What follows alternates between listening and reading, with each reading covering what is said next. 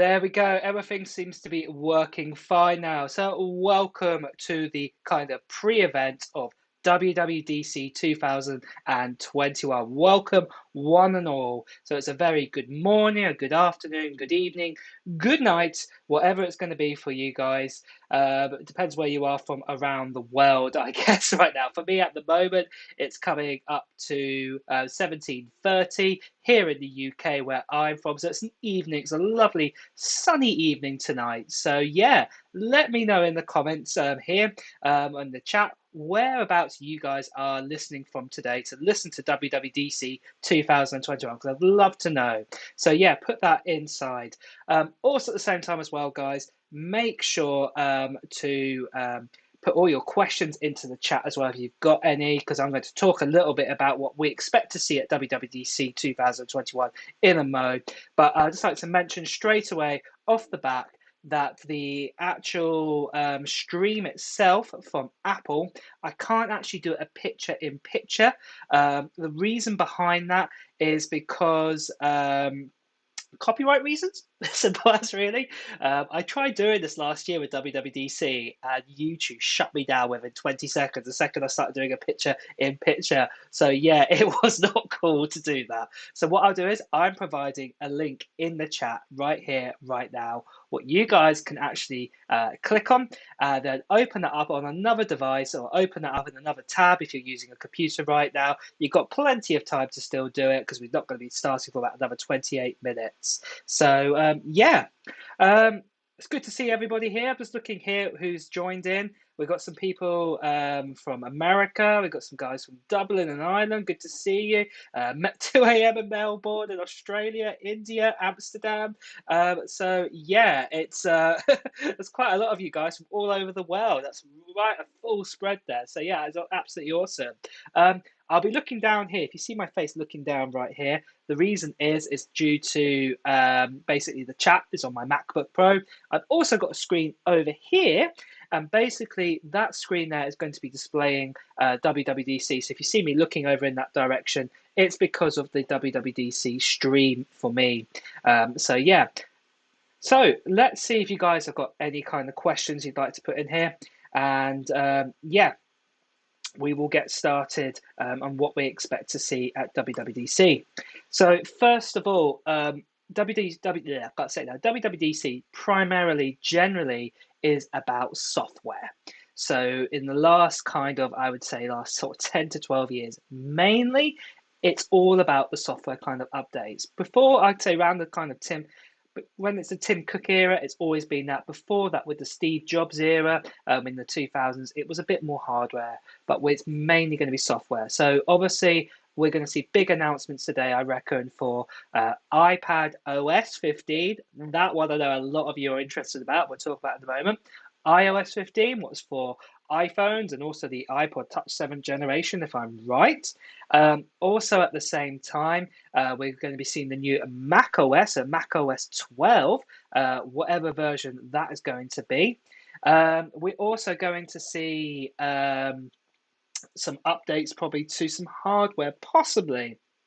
Now, the hardware, what lots of you are probably wanting to know about, and this thing I'm really excited about, has got to be some new MacBook Pros, and they're probably going to be the brand new 14-inch and the 16-inch MacBook Pro, and it's going to have that M1X chipset inside it.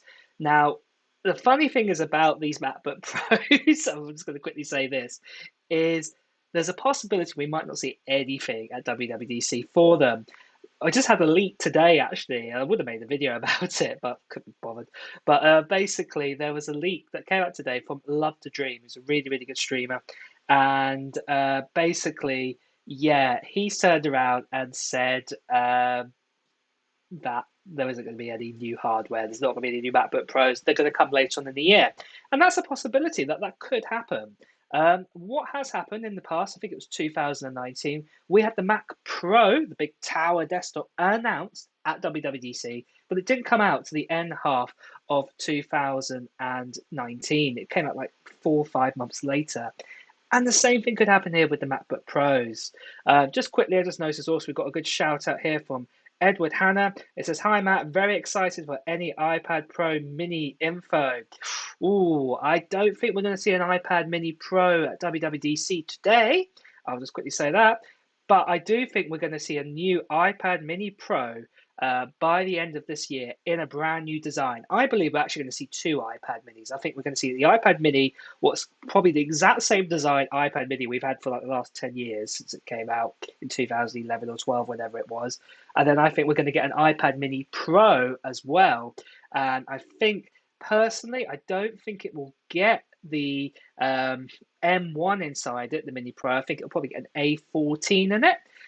Or even the A15 chipset if it comes out later on this year. The reason is the M1 is very power hungry and you need quite a big battery inside it. And the iPad Mini Pro, if it was to have that battery inside it, the normal kind of size battery it has right now, even slightly bigger, it would drain super quickly. So yeah, I don't think that's going to happen with an M1 chipset. But like I said, end of this year, probably kind of September time, I believe we'll be getting that iPad Mini Pro.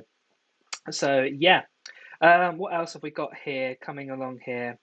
What about colors in the Air? Ooh, what about colors for the iPad MacBook Air? Well, I'm a bit mixed about that personally. I had recently just did a review for an iMac with the new colors. Check out my video on my channel actually for it. I talk about using Office on it because that's what mainly we use. A kind of standard MacBook Air, MacBook, iMac for not the Pro models. You use general tasks. And I reviewed an iMac, and it was a really good machine. And the color I got was blue. But I'll be honest, it just wasn't for me. And like I said in another video of mine, I wasn't going to get one. And I literally just got one just to review. I got given one to review.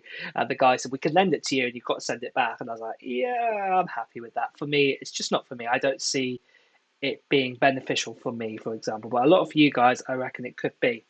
Let's get back to WWDC talking.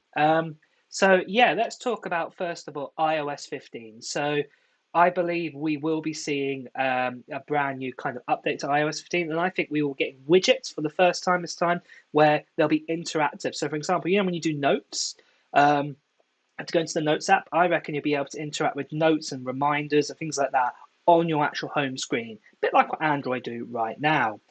Also, at the same time, I believe that we will also be getting some new kind of the apps themselves, the way they look will be a bit more flatter even more and a bit more redesigned slightly. I think we're going to get that. The other thing as well, what I'm really hoping for is a brand new kind of notifications screen when you first press on your iPhone, not when you unlock it. That to be changed. That would be really, really cool. And also, a lot of you are wondering out there, same as me, for an always on display. That would be awesome as well to come in iOS 15. So we'll just have to wait and see on that one. What else I was going to quickly say, my monitor, what I've got right here, is flickering like mad. So just bear with me 1 minute. I'm going to have to get a different adapter because I've got it attached to my MacBook Pro. I'm just going to switch it. I'll be back in 1 second to switch it to a new one. And then, I'll continue on. So just bear with me. So apologies.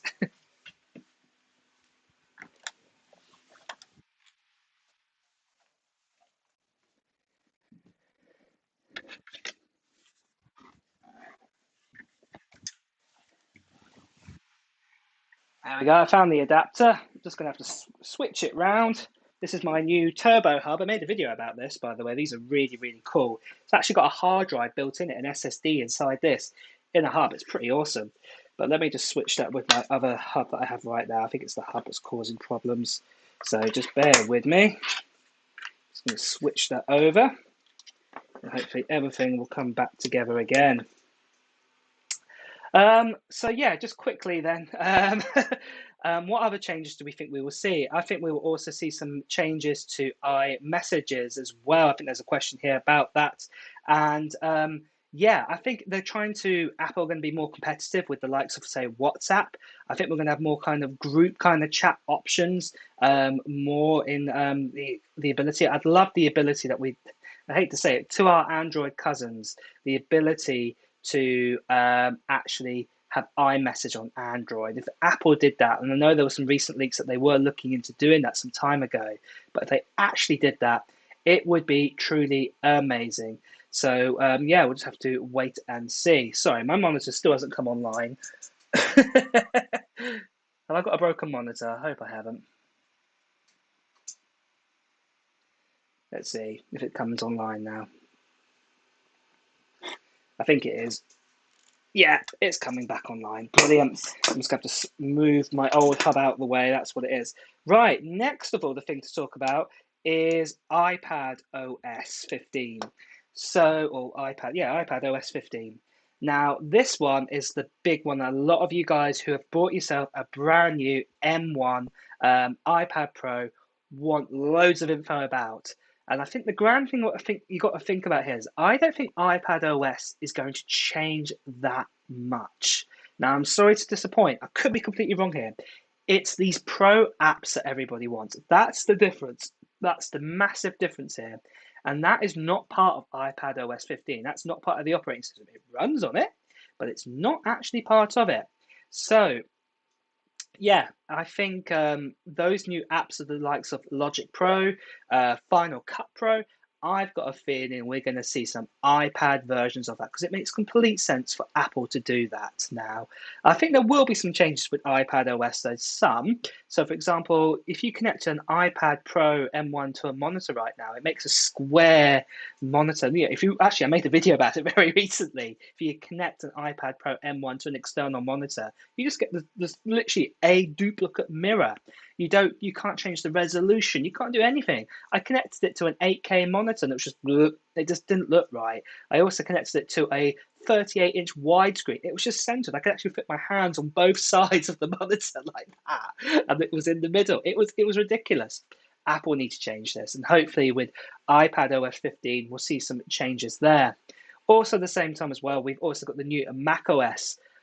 Can anybody, I say, put it in the chat right now? Can anyone think of what the new macOS is going to be called? Basically, I can tell you this and give you a clue. They base their names always after a place in California. That's where like all the different kind of parks and everything like that, what they've been doing, they've been naming it after that. And always they've been kind of semi-close to San Francisco, where Apple is HQ is based in Cupertino. So yeah, it's going to be somewhere near-ish around there. So yeah, put in the chat any guesses where you think, or what you think the new macOS is actually going to be called. So yeah, I'd love to know your thoughts. What else was I going to quickly tell you guys? We've got about another 17 minutes. So I've just recently put up a video about an hour ago, and that was for the winner of the brand new iPhone SE, and that went to Freddie Glee, who lives in Mississippi. So big congratulations. He said he was going to be here. Don't know where he is, but he's not in the chat. He's let me down. But should I send the iPhone SE to him then? Should I? Yeah, I'll have to. I said I would. He's let me down there in the chat. But the cool thing is, though, what I want to say to you guys, I love the support from you guys. And if it wasn't for you guys, I wouldn't be making these videos, wouldn't be sharing these leaks with you. So I love to do giveaways for you guys with that. So my latest giveaway is actually for this. I've got it right here. It's for a MacBook Pro M1, a brand new one here. And I'm going to be giving this away to one lucky subscriber when we get over 200,000 subscribers. So what's that? That's about another, I think it's about another 39 left, or 40? I think about to hit 161 any day, within the next hour or two probably. So yeah, 39 more to go. And then basically, I will be giving this away, 39,000 that is. I'll be giving this away to one lucky subscriber. And all I want to know from you guys in other videos, not here in the chat, is basically what Apple tech you're planning on buying this year. Write it in my other videos over the next kind of weeks or month until we get to 200,000 subscribers. And make sure as well, if you're brand new here, to subscribe to the channel, hit that notification bell, because if you're going to be the winner, you'll want to find out through that video. So make sure you do that. So yeah, I'm going to put that back down here. God, it's heavy in the box. Don't want to drop it though. So yeah, we've got another 15 more minutes to go. Keep putting those questions in. And yeah, I will try my best to answer. So RM Homeschool Academy says macOS Cappuccino. Oh, that's a very brave name that will be for the new macOS. I think it would be great if it was. Um, yeah, we'll have to wait and see. Anybody else got any ideas? Have I got it? How about this? Infernity, you're saying possibly macOS Golden Gate. Oh, the Golden Gate Bridge. That'd be awesome. That would be awesome. I'd love to have that as my background, actually. Don't get me wrong, there's loads of pictures of the Golden Gate Bridge, but if Apple do it, they do like a really cool picture, don't they? So yeah, that would be really, really cool for Mac OS 12. So yeah, what else have we got here? What features could we expect in the new MacBook Pro? And that's from Christopher Torres. But just before I answer that question from you, Christopher, I was just going to say this. If you want your question definitely read out, make sure to use the super chat. Your super chat, guys, just helps make this channel just run efficiently. It allows me to buy any kind of new Mac software, Mac equipment, as it were, and do reviews for you guys. It also helps in doing these kind of giveaways as well for you guys. But going back, what was it? I was going to say it was for Chris there, or Christopher. What features could we expect? To be deadly honest, I think it's going to be the M1X chipset. It's going to be the big thing. Now, a lot of people are wondering about mini LED display or the new kind of XDR liquid retina that we got in the iMac Pro, not the iMac Pro, iPad Pro M1 in the 12.9 inch. I don't think that's going to be in this version. We're seeing lots of leaks recently saying it looks like production of those screens are going to be coming on later on this year. So maybe the MacBook Air, the next generation, might have that inside it, but I don't think these MacBook Pros will, if they will get announced. Like I said, if you join me earlier in the actual chat here, basically we've had another leak today from a very reliable source, person called Love to Dream, who says the MacBook Pros, these new ones, are not going to come out now. They're going to be coming out later on in the year. And it's a bit of a thing. It's basically 60% of leaks now. It was about, what I was going to say is it was about a 2/3 of leaks saying the MacBook Pros were going to come out, get announced today, and be coming out in July-ish. Then we've got about a third were saying they're coming out at the end of the year. They're coming out September, kind of October, November time, like they normally do. And it's a bit of a mix. And then we've had this new one from Love to Dream and a few others in the last few days who are saying, no, they're all coming out at the end of the year. It's not coming out now. So it's more kind of a, how can I put it? It's more kind of a 40-60%. 60% saying they're coming out now. 40% are saying that they are coming out in the end of the year, sadly. But what might happen, I already said this, is that there's a possibility that Apple might talk about the new MacBook Pros and the new chipsets and basically saying we've got some new products coming out later on this year that will get this chipset in it, and that will be the MacBook Pro. And that's what might happen. We had this in 2019 with the Mac Pro. It was announced at WWDC. Came out and said, yeah, we bring it out. And then they didn't actually come out till later on in the year. And that could happen here with the MacBook Pro, but we'll have to wait and see. Let's see here. Any more kind of questions? Shadow Colors PL says, so good to hear that the phone will support iOS. I have a 6S. Ugh. Now, I'm going to say this. I don't think the iPhone 6S is going to get the new iOS 15. It's very unlikely, I would say that. I think it's the iPhone 7 and beyond. The main reason in it's because the A10, what was in the iPhone 7, has the Fusion chip in it. And that's where the architecture changed slightly in the actual chipsets. And I believe basically, yeah, it's going to be kind of A10 chipsets and beyond that will have iOS 15. With iPadOS 15, it's a bit different, but I'll get onto that in a moment. But yeah, I don't think the 6S or the original SE is going to get iOS 15 now. Let's see what other people are saying here. I've just upgraded to an XS Max from the 6S. That's really good. The XS Max is a really highly what's the word I'm looking for? Unappreciated phone. It's a really good phone, the XS Max. It's got the A12 chipset inside it, and it's a really great iPhone. You're definitely going to get support for iOS 15 with that. So yeah, it's really going to be cool. What else do we have here? I want to get the X, but I don't have the money now. And that's from Shadow Colors. One of those sad things. If I was you, Shadow Colors, I would actually say get yourself an XR. You can get an XR for about the price of a iPhone X, and it's a bigger screen. And it will be supported probably for about an additional year or two more than probably the iPhone X or 10. I keep saying X, 10, isn't it? It's 10. I'm really bad with that. But yeah, I would say if you can, get yourself one of them. Is there any update on the iPhone? And that's from Canada. No, there won't be any updates on the a new hardware, if that's what you mean, like a brand new physical phone. No. What this will be a software update. That's what normally happens at WWDC. There is a very slim chance we might see the new iPhone SE Plus, but there hasn't been too many leaks recently. And I say this always in my videos, if you get lots of leaks, basically the product is near and it's coming. If you basically have no leaks whatsoever, or they're coming in bits and pieces, then basically it's probably not going to be launched. The other thing that a lot of people are also asking about is, will we see the new AirPods 3?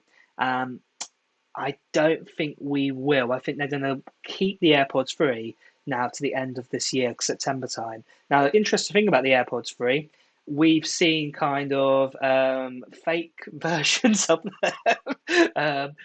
And we've also seen lots of leaks about them last year that they're being in production, being created. And I think they're just sitting in a warehouse somewhere, to be honest, and Apple just waiting for the right time to launch them. They did this with AirTags. Actually, my AirTags box, where is it? Is that it? I don't know where I put my AirTags box now.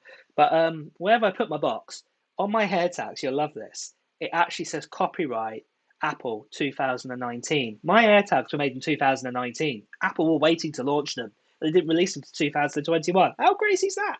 And I think that's going to be the same thing with the AirPods 3. I think they actually are made, and Apple just waiting to launch them at the right time. Let's have a look then. Could the new macOS be called Victor Valley? Ooh, that's a good one. I like that name. That's a very good possibility that that might happen. Um, yeah, we'll see. We'll see. Like I said, guys, put in the chat here if you think of any other names as well, what you think the new Mac OS is going to be called. Also, there's a possibility, I'm thinking, that the new iOS 15 is going to be renamed to iPhone 15. The reason is that it's if the current iPod Touch gets iOS, it's going to be very slow because the RAM is very, very small inside it. And there's been no, unless there's a new iPod Touch being announced today. Again, that's been kept very hidden if it is. They might drop the iPod Touch altogether. And if they do, then I think it would be changed to iPhone OS going forward. Because it makes sense. You've got Mac OS, iPadOS, iPhone OS. So we'll see. We'll see with that. Just quickly again, guys, I'm just going to say this. I said this about 10 minutes ago. The actual stream of the actual video, I can't actually do a picture-in-picture on the stream in about 7 minutes' time. The reason is it's due to copyright reasons. Apple will slap my hand and YouTube will shut down the stream, so I can't do that. So what you'll need to do is open up the stream on another link, as well, on another tab or on another device. And you've still got time to do this, so make sure you do that. And we will also listen here and I'll discuss my thoughts as we go along. But let me just put a link to that in the chat right now. It's ready there, actually, as you can see. So yeah, make sure that you've got the stream open on another tab or on another device. Let's see if we can answer a few more questions for people. What are other people saying here? Which is better to buy now, the iPad Air 4 or wait for the iPad 9th generation? That's a very good question. Ooh. Depends if you need a brand new iPad right now. Now, the iPad Air, I'm actually going to be making a video about this very, very soon, depending what comes out of WWDC. The iPad Air, I see as a bit of the lemon now. I can't see why it exists, really, apart from it looks beautiful. And I've got one. I've got a blue one. But I've got an iPad Pro now, M1. And then you've got the kind of 8th generation iPad with the A12 chipset inside it. And, you know, if you bought yourself that A12 8th generation iPad, the kind of task you're going to do on it is kind of stream. You're going to browse the web. You can do some light game. You're not going to do any hardcore stuff. And the thing is, if you really want that kind of hardcore power, you'd go for the iPad Pro, wouldn't you? And that's what I mean. The iPad Air, I don't know where it sits now. Um, if someone said to me, should I get the iPad Air or should I get the iPad 8th generation right now? And they said, all I do is stream and all I do is browse the web, do a bit of word processing. I don't do any kind of Photoshop. I wouldn't buy myself the Apple Pencil. If I did, I might use it once a month. I would say get yourself the 8th generation iPad. Don't get an iPad Air. It's just a bit, yeah, like I said, and if you needed that USB-C port to connect in hardware or things like this, you'd get yourself the iPad Pro, or even the 11-inch iPad Pro with the M1 chipset, because it's far more quicker than the A14.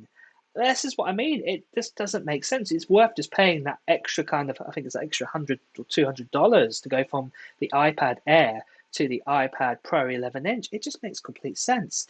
So yeah, it's a tricky one. But yeah, those are my thoughts. Let's have a look, see what other people will be doing. Let's have a look. Any more questions? Will there be a big change in macOS? And that is from Sheriff Art. So yeah, you put your message quite a few times there. Please don't do that, people. Please don't repeat your message a million times over. I don't appreciate that. But basically, yeah, I think there's not going to be a massive change in macOS. I think there was massive changes last year, but I don't think there's going to be as much this year. There'll be some new features, but I don't think you're going to get like a brand new kind of look to macOS or anything like that. That all came last year. I think it's going to be kind of like an add-on look to that. So yeah, we'll have to wait and see. We've got 3 minutes, guys. So like I said, if you want your question definitely read out, use Super Chat right now, and I'll try my best to answer it in the next kind of 3 minutes. Again, I'm just going to repeat myself. I can't actually do a picture-in-picture of the actual stream due to copyright reasons, but what you can do, of course, is that you can open up another tab or you can open up another window to actually watch the stream. And yeah, you can stay here, and I'll leave a link to that in the chat, what you guys can already see. So let's get another 1 or 2 more questions from you guys. And I'm just going to check I've got everything running on my end as well.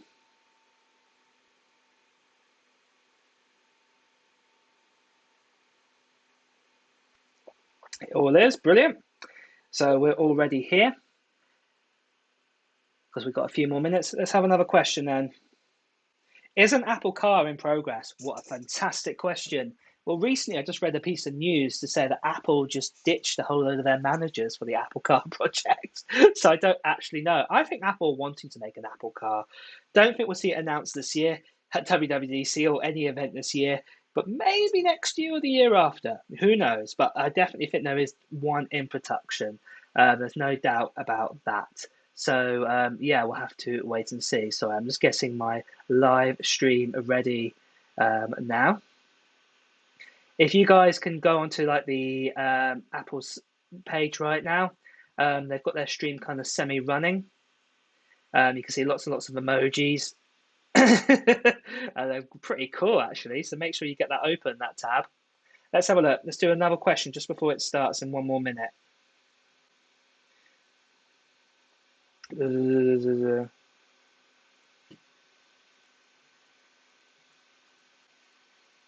One more question.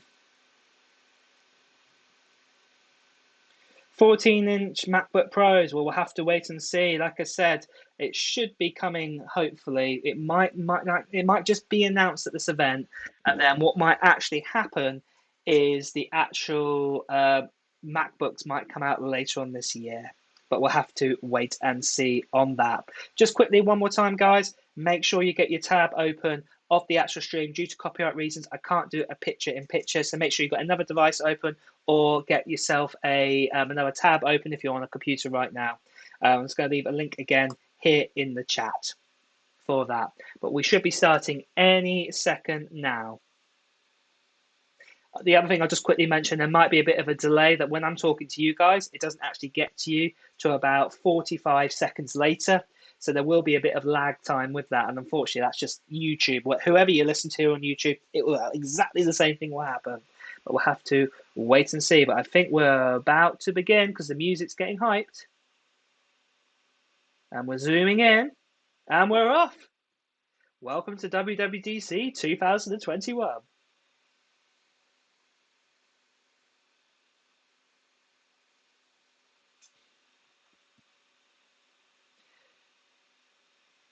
Good questions to ask.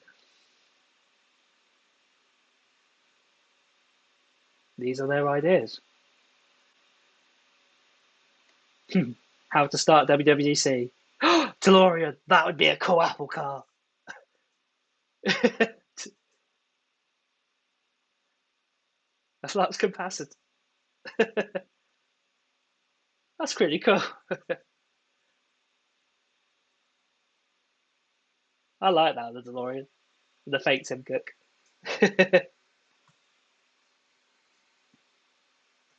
Cartoon.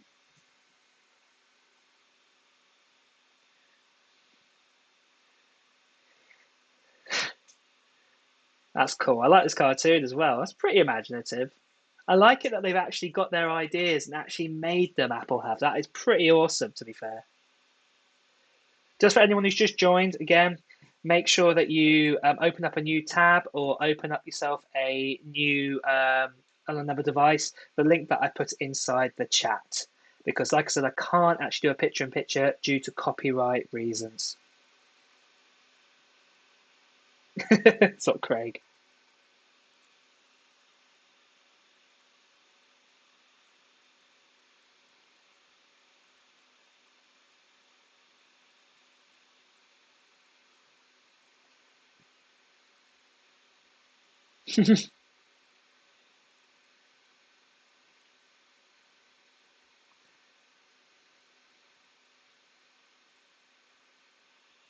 I like this. These are really cool. The Bug Butter musical. That's pretty cool. Do all developers do this? You're a developer. Do you do this? Make a song.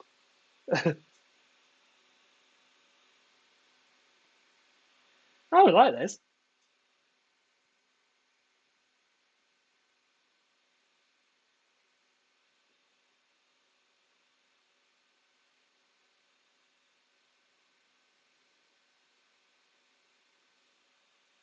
The fake Craig and the fake Tim rocking out. That's pretty cool.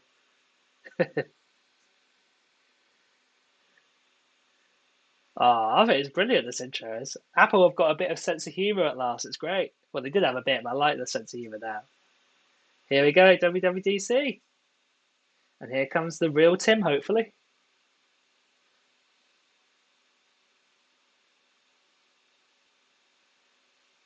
That's clever. With the emojis in the audience. I like that.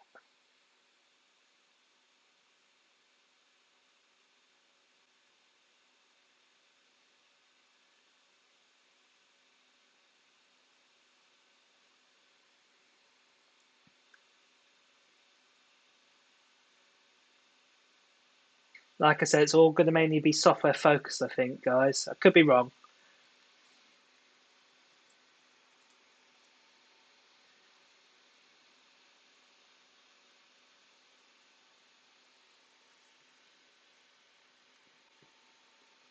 25 million? Wow. You all guys are watching that as well?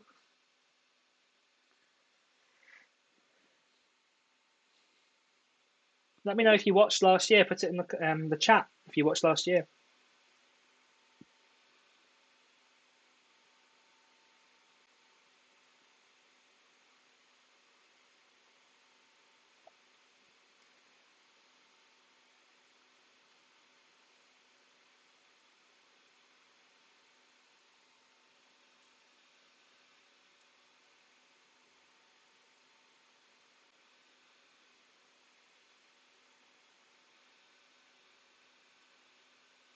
Swift's their code, by the way, what Apple use to develop their apps or get developers to make apps, as it were. But you can use other languages as well. They like you to use it. Wow, 200 in-depth sessions to teach developers. It's really, really cool.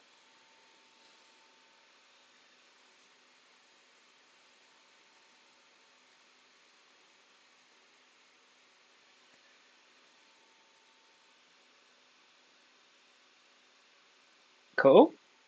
So if you want to become a developer, all the stuff's going to be for free for you guys. If anyone ever made an app, let me know. It's over to Craig, though.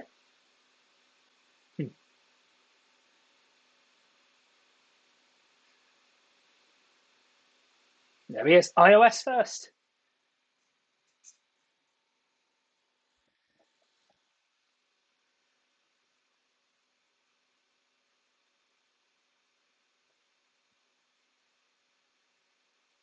Let's see what they brought to the table for iOS 15.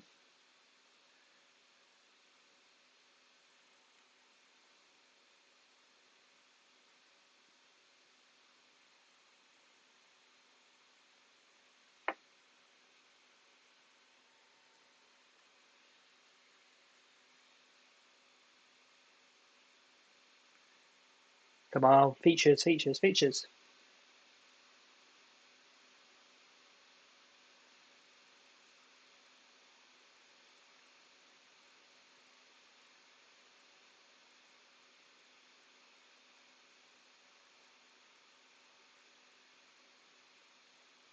Have you guys been doing lots of FaceTime calls or WhatsApp calls or whatever?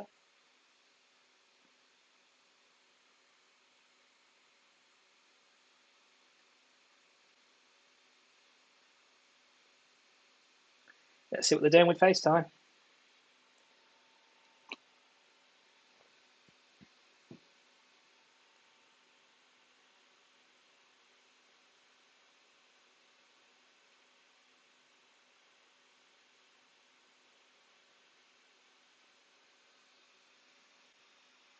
Do you feel drained from using FaceTime?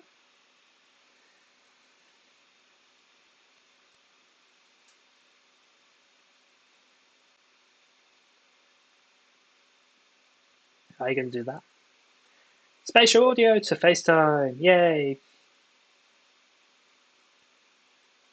I thought this might be the case.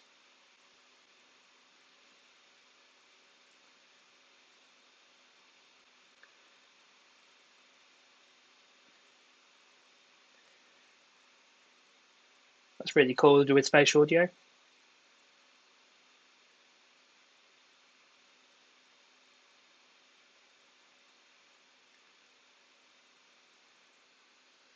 Ah, noise cancellation.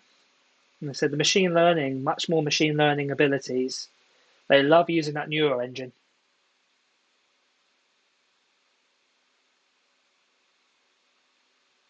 Wow, that's pretty impressive. That's quite impressive.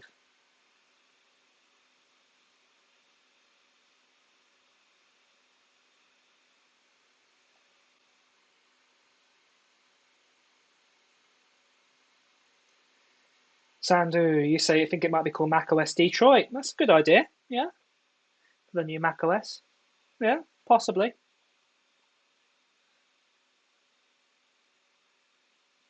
That's much more clearer for FaceTime with those ties because I have everybody just cluttered out when I do a group chat or group call. Portrait mode.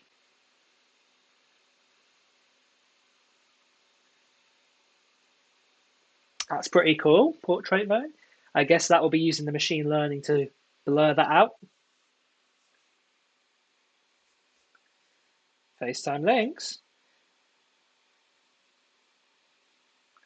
FaceTime, that is basically a copy of Teams, isn't it? Or Zoom. Arrange a meeting on FaceTime, isn't it? It's just arranging a meeting, isn't it? Yeah. That's cool. It's about time, though. I thought, to be honest, they should have done this years ago, shouldn't they, with FaceTime?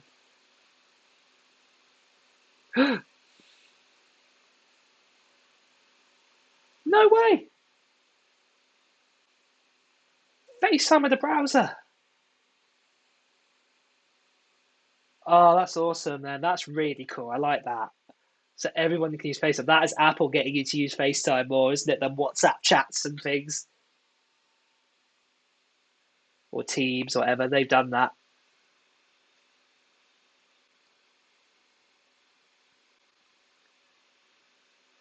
SharePlay.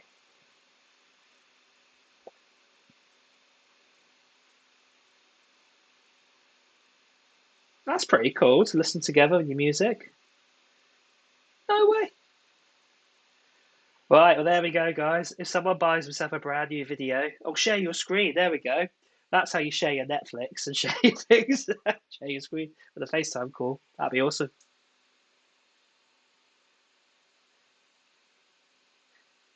Can someone share with me the new Black Widow film? Give me a FaceTime call and share it with me. That'd be awesome.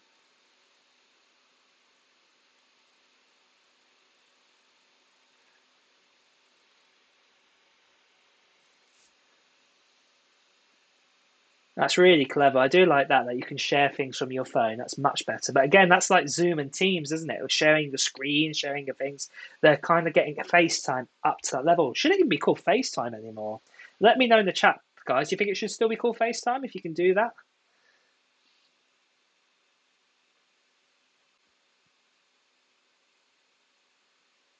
That's awesome. I do like that. But like I said, I think that's more like Teams, isn't it? Teams works exactly like that. Or Zoom does. You can share content.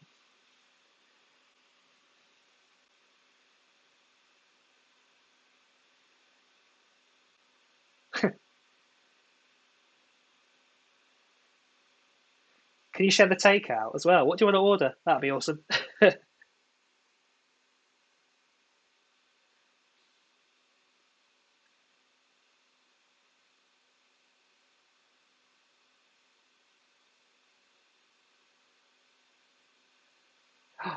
That's pretty cool. Can you do it the other way around though?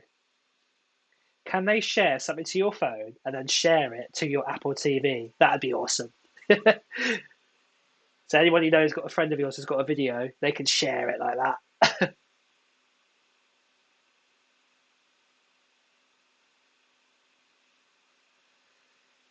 That's a changer, that is, that you can share videos like that. Let's see who the partners are. Disney Plus. Yay. Hulu. HBO, Netflix.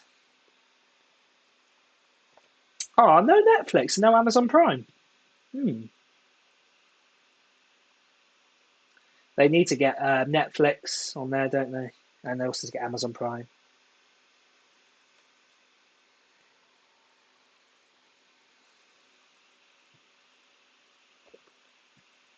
Even show your game streaming. Yeah, like I said, I don't know if it should be called FaceTime anymore now. But yeah, that's cool though. I do like that. It's a really good feature. Good feature to start with. That is good. I do like that.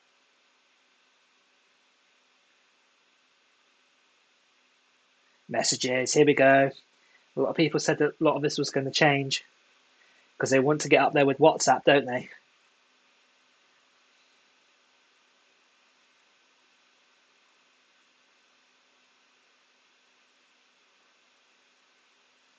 Let's see. A lot of social distancing there, wasn't there?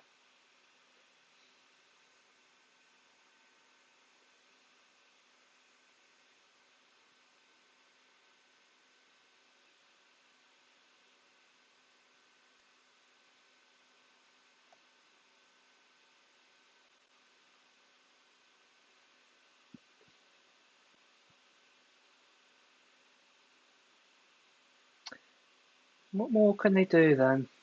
I bet it's going to be some sort of organization, isn't it? Here,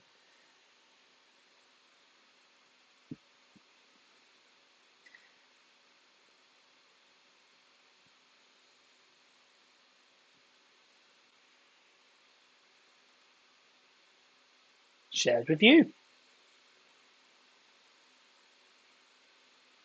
That's like a FaceTime, isn't it? Not FaceTime, Facebook. Facebook articles sort of thing. Oh, that's cool. So linking in news with messages. That's pretty cool. But that's the thing. Do you use news? Let me know, guys, if you use news.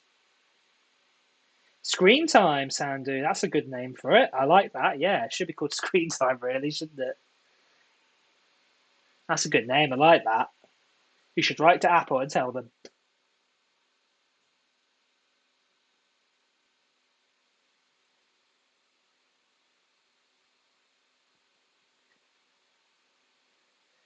That's cool. Because normally they're in folders and everything. So yeah, that's really useful with the photos. And you've got the message app on it, the icon on it, so you know where it's come from. That's really useful.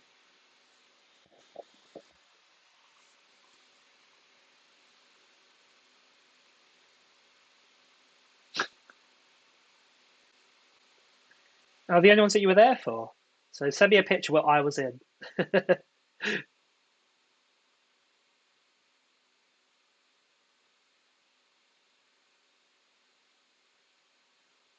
That's cool. I shared with you.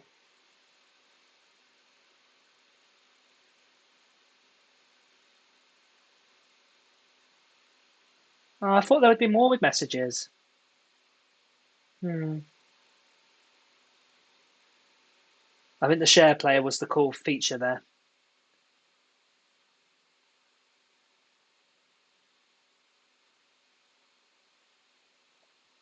A focus app.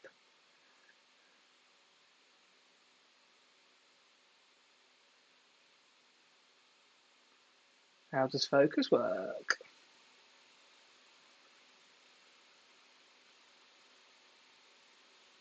It's going to be machine learning, isn't it, of what you use generally. It's going to learn as you go along.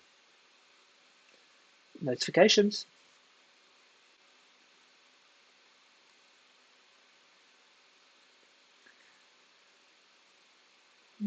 We slightly changed, in my opinion, notifications there.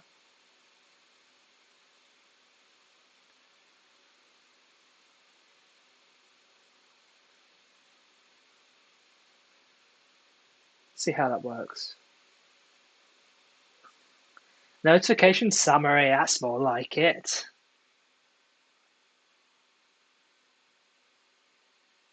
That's cool. That'd be good to wake up in the morning if you've got emails, messages to tell you it's a summary. That's useful. I do like that.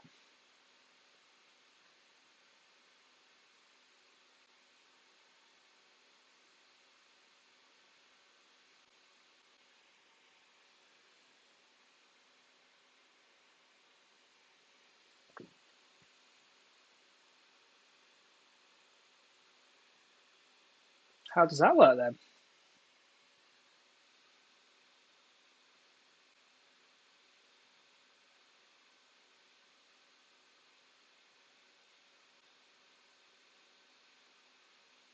Everyone would just use that though, with that kind of silence mode, do not disturb. I don't want to know though if I want to tell people that I'm do not disturb. Because if you've got a girlfriend or a boyfriend, for example, and you don't want them to talk to you because you're annoyed with them, you put on do not disturb and it will tell you, won't it? It'll make you more angry.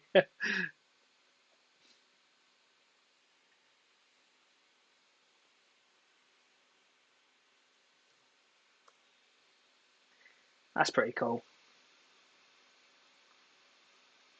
We thought this happened, guys, in the leaks. We were talking about this. If you watched the iOS 15 video, we thought this would happen. You could basically set things into groups for work, for home, for fitness, for sleep. That's really, really cool. Wow. So you can have a work page, a home page, a sleep page. That's pretty cool.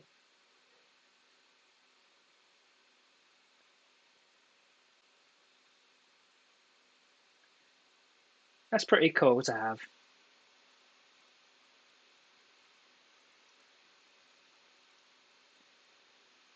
Lots of machine learning things here, isn't there, guys? Lots of machine learning.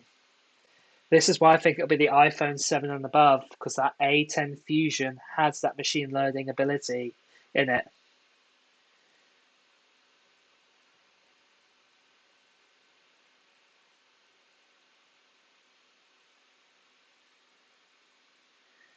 Intelligence now. So we have focus, now we've got intelligence. A lot of machine learning, like I said. Live text.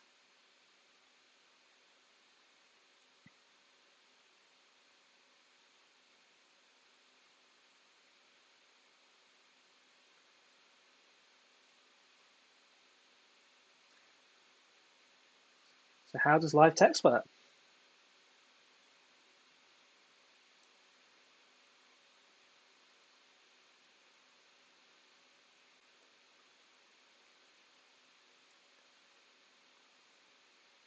That's pretty cool. Wow, that is really good. That is cool. I know you said how cool is that, but that is cool. I do like that.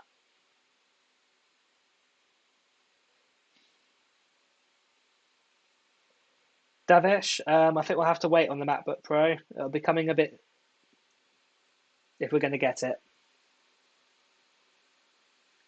That's pretty cool.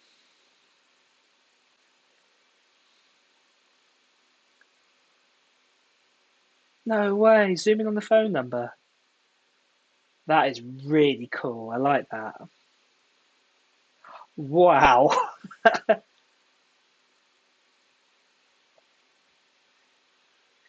That is really cool with the camera, how that works. That is really cool, I've got to admit.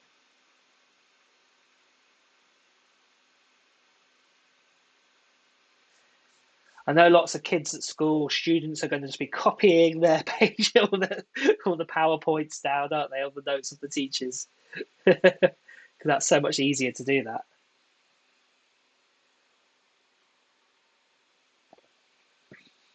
Wow. That's a lot of machine learning.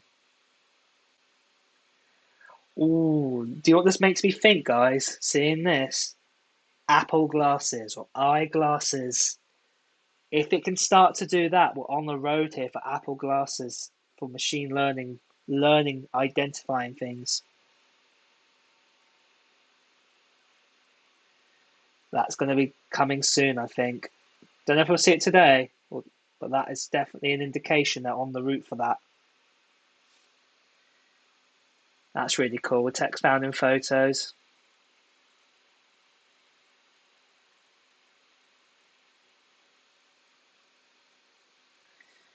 What do you guys think of iOS 15 so far? Let me know in the comments. Let me know if you love it or you're not liking it.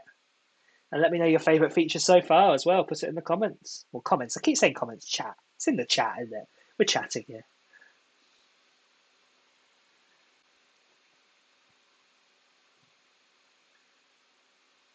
That's really cool. They've got kind of like an IMDb sort of ability, haven't they?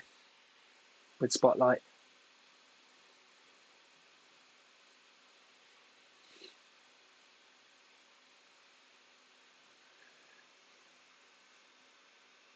There's a lot more happening in iOS 15, in my point of view, than what I thought there would be. At least you agree? You love it all.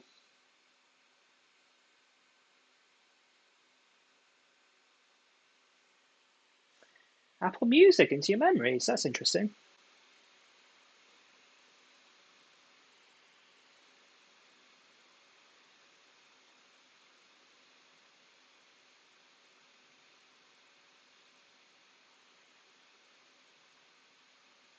That's cool. Apple did this with iMovie ages ago, if I remember. The only problem I find is the music's a bit cheesy. It's good, but I think the music's a bit cheesy.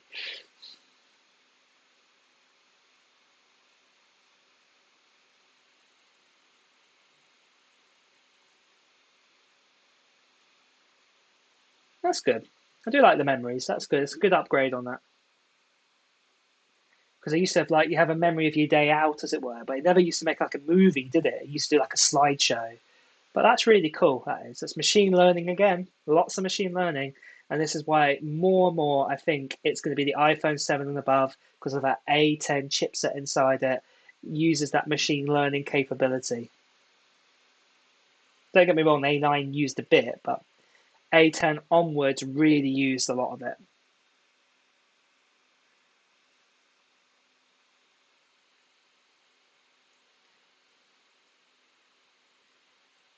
That would be cool if you could change the music at least. Definitely, I definitely agree there. Do you think the new MacBooks will come? Oh, like I said, guys, it's a bit of a mix. Um, we've had leaks both saying they are not coming today, and there's leaks saying they are coming today. 60% of leaks are saying they're coming today, 40% are saying no. What might happen is it might get announced today, but it might not come out to the end of the year. And they did this with the Mac Pro in 2019. It was announced at WWDC 2019, and then it came out later on in the year. And that could possibly be happening today. So we'll have to see.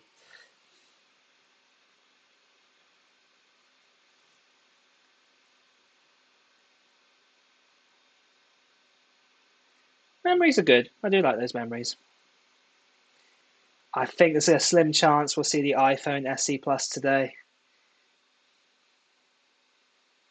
There's not been hardly any leaks really.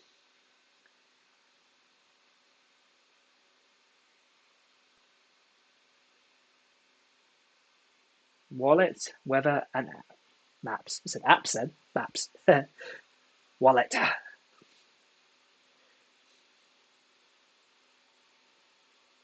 We might get passports. I heard a rumor digital passports.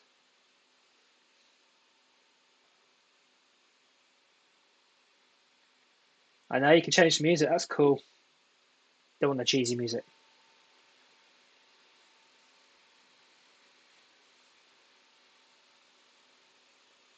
That's cool. Off to Disney, everybody. Woo!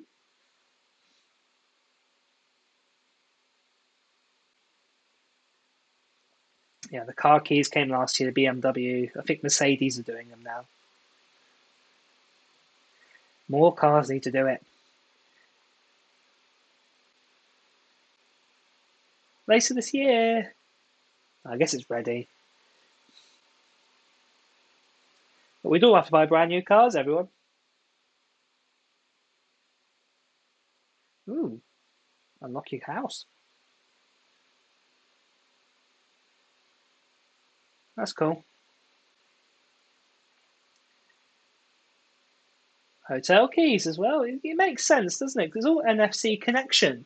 So it makes sense.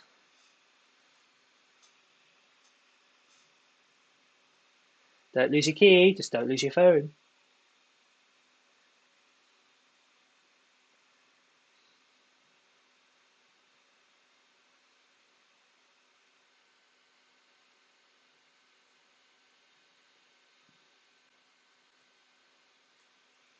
ID. That's what I thought. Passport potentially.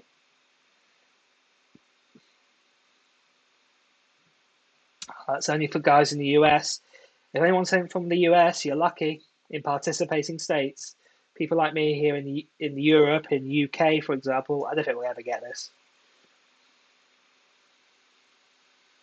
I am British, so yes, I don't think I'll get it.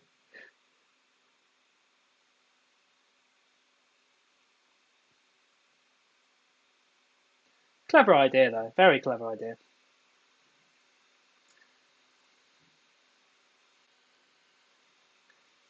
Weather. The weather needs a big update. I think it's only been updated like twice ever. I like that how it bounces off the actual notification. That's pretty cool. That's a bit better with the other apps. That's more like it because a lot of other Apple, well, not a lot of other weather apps completely outshine it. I don't even use Apple Weather. I use BBC Weather, for example, because it does a better representation of the weather. It's a bit out of date, so I'm glad they've updated it at last. Weather maps.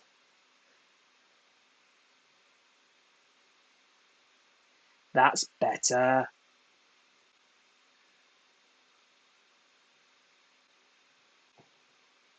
Apple Maps. Let's see what they do now.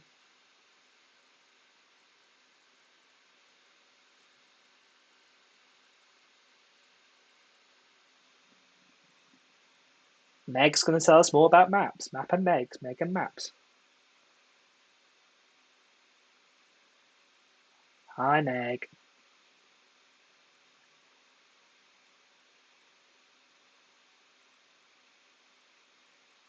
London.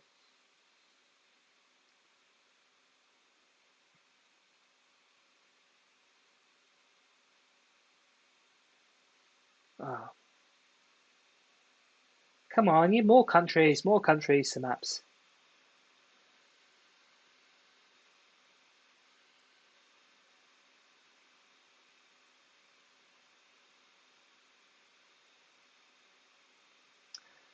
They've made a Google Earth, Apple Earth, Apple Earth. Look, Google Earth, Apple Earth.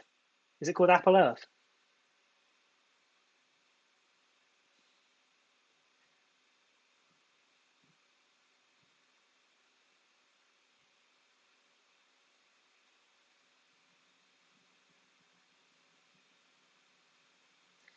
That is pretty smooth on the maps. That looks really nice.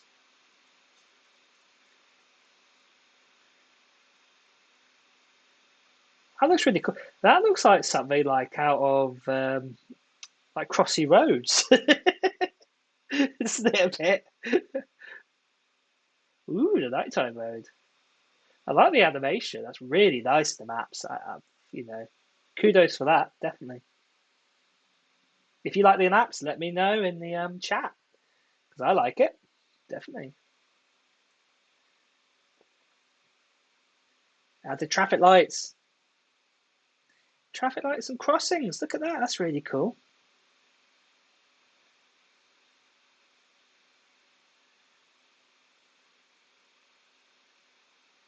That's pretty cool.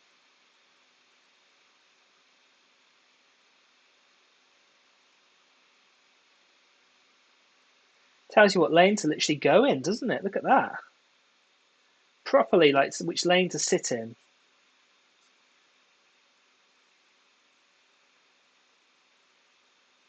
That's really good. I do like those maps. Like I said, let me know in the chat if you like the maps.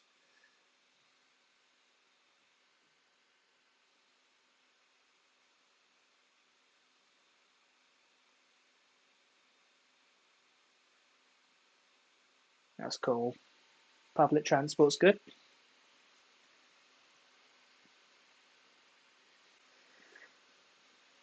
Hmm. I've used that on my watch before, and I'll be honest, it buzzes like every 2 seconds. Turn left, turn left, turn right, turn right.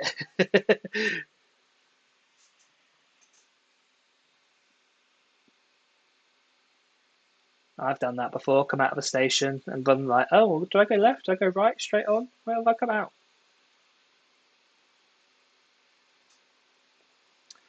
I was going to say the same, Elise. I've normally been using Google Maps, but this looks much better now.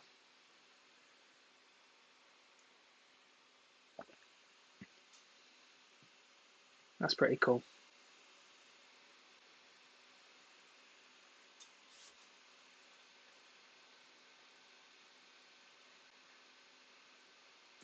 So a lot of changes to iOS 15, definitely so far.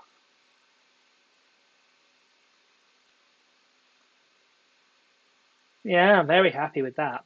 That share play is a big thing, I'd say. That's definitely a big one.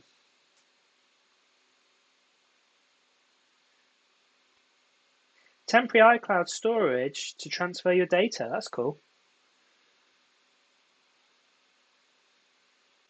That's a pretty cool feature. Oh, AirPods free!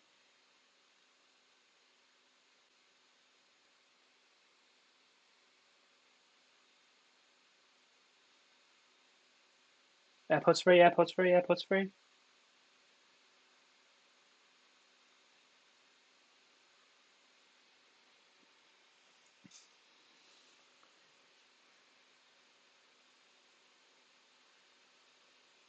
AirPods free. AirPods free. Nope, AirPods free, please.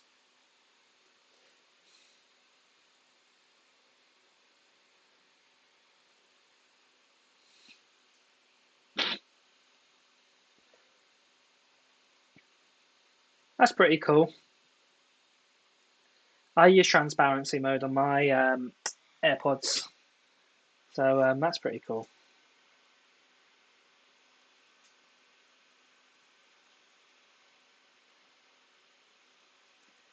Announce notifications.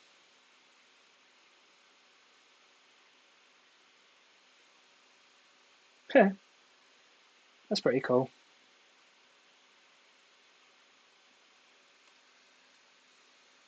WWDC, hour to an hour and a half probably. Time in my country right now, it is 6:30 in the evening, 6:30 p.m.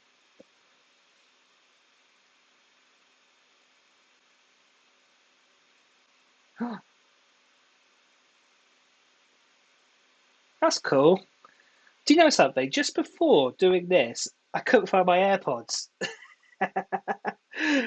I could done with this on iOS 15 and my AirPods. That's useful. There you go, guys. You don't need to get yourself an AirTag. All you need to do is get a bit of tape and tap, tape one of your AirPod Pros to a device, then you can find it.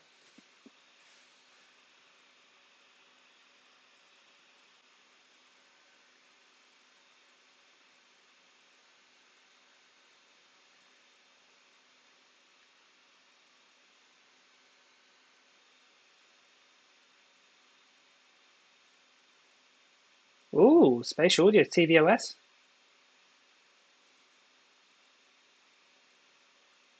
That's pretty cool. I've been to one of these discos before called a mobile disco, where basically you do something very similar to that. You basically put on headphones and then you listen to the music, and it's quiet in the room. It's funny.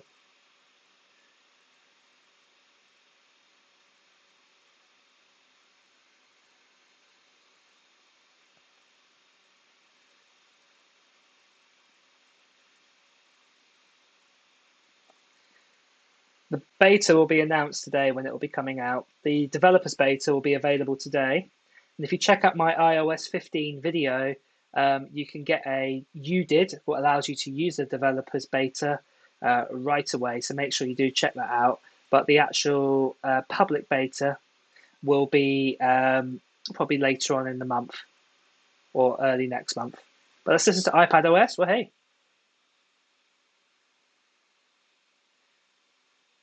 let's see if they've really changed it.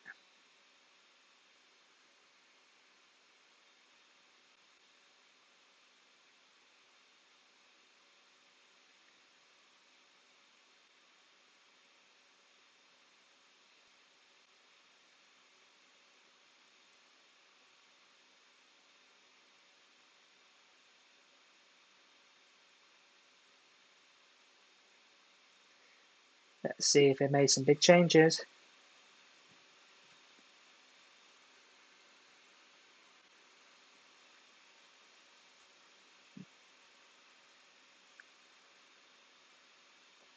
Let's see. Pro apps, pro apps, pro apps.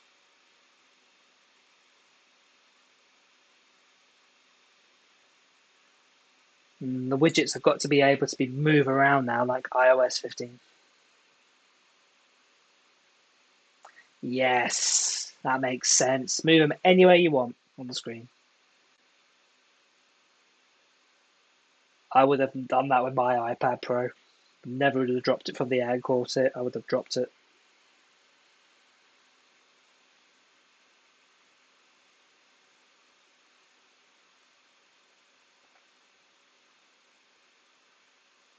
This is basically, yeah, it's the same as the iOS 14 widgets, basically. Looks a bit different, but it's the same idea, really. But I'm glad you can stick them wherever you want.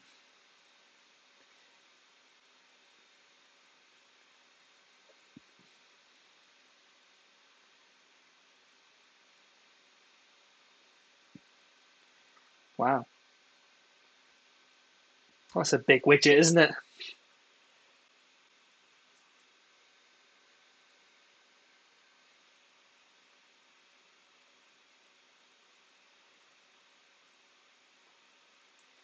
But you need to use your iPad Pro to its advantage.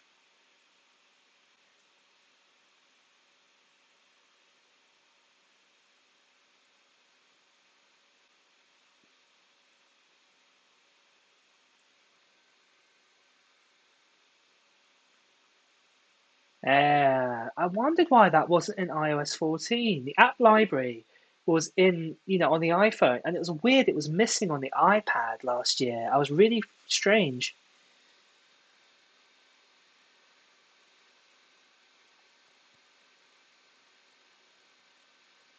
That's cool. That's kind of mixing up your kind of like apps that you've got on your Mac OS a bit. It's kind of mixing iOS and Mac OS together and how you can get your apps on the dock. I still wouldn't have thrown that iPad. Multitasking.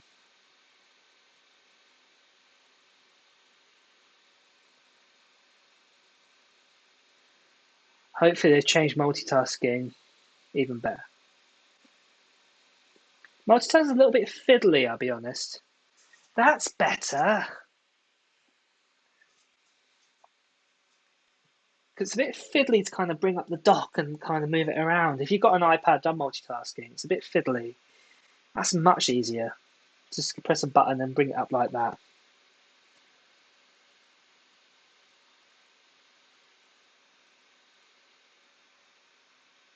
That's pretty cool.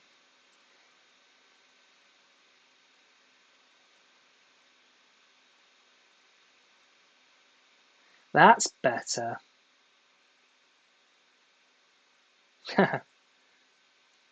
That's much better. I prefer that multitasking, definitely.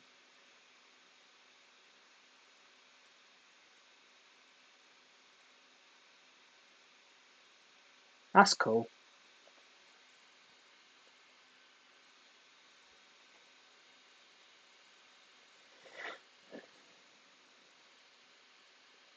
Like I said, guys, if there's going to be any MacBook Pros, it probably won't be to near the end of this.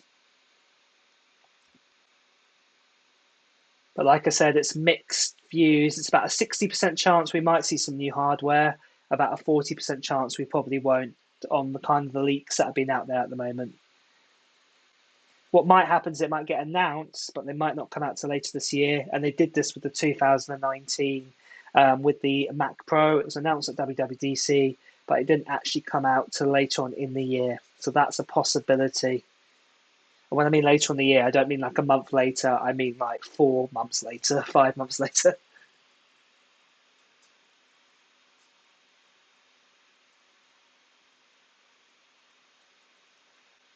I do like that multitasking ability because I do find it a bit tricky, the current ability to do it. Shortcuts!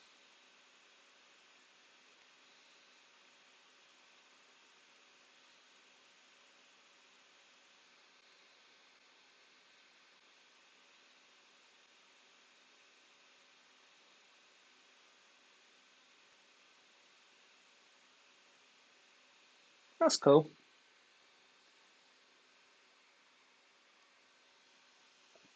Hmm. I don't really use shared notes, to be fair.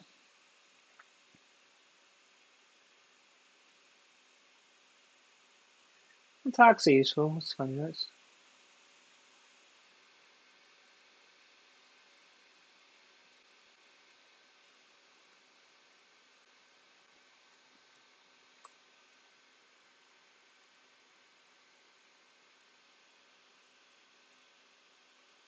Quick note.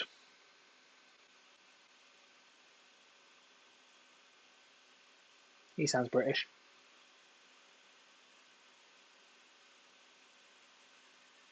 That's really good. I do like that. To make a quick note.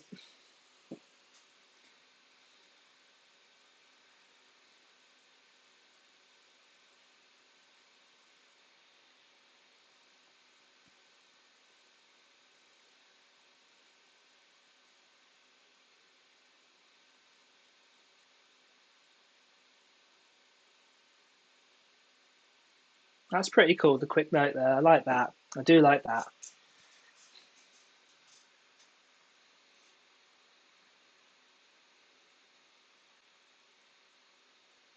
Yeah, I do like that. Do like those quick notes.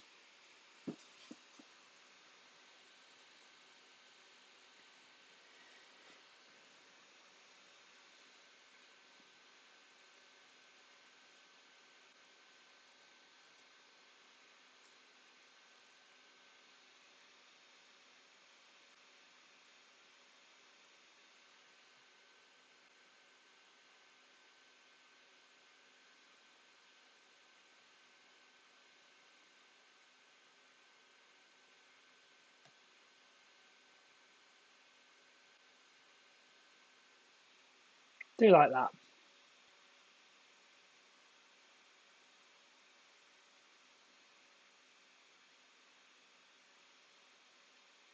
So, so it's going to be hard to use that on an iPhone, wouldn't it? Take up the whole screen for the quick notes. Translate to iPad.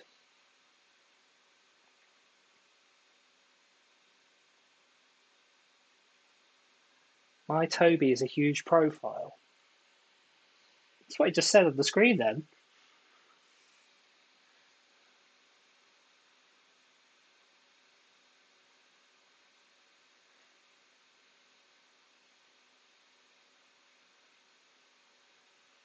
That's pretty cool.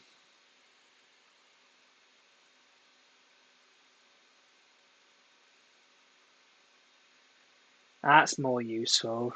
That system-wide translate.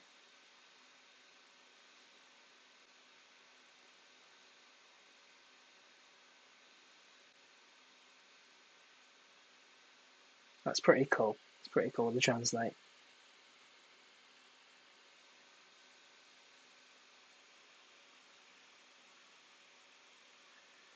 They're doing a lot of developer stuff, guys. Like I said, this is the WWDC, the Worldwide Developers Conference. That's what it stands for. So it's all about developers, abilities, and things like this.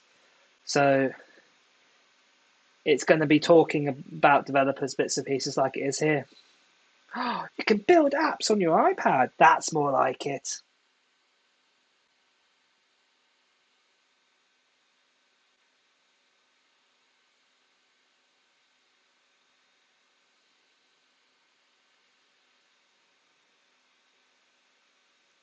That's pretty cool with the code. I do like that.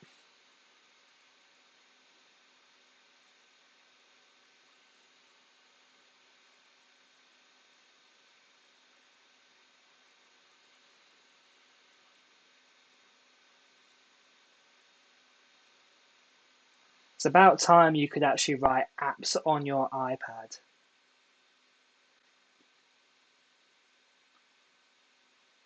Can you transfer your code though to your like Mac? It'd be useful if you could.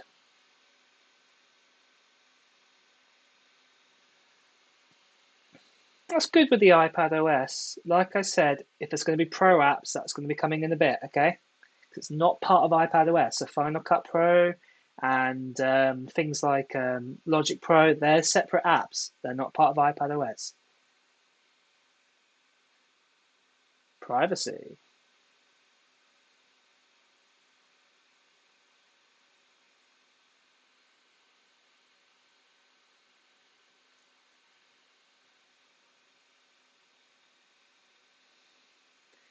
Let's see if they talk about Facebook and privacy. That'll be fun, won't it? If you've been following the news on that.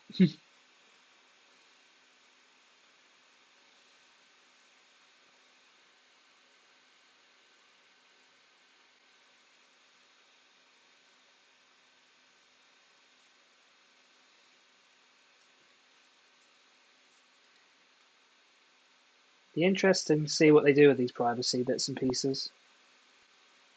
And it's weird how they've kind of separated it out.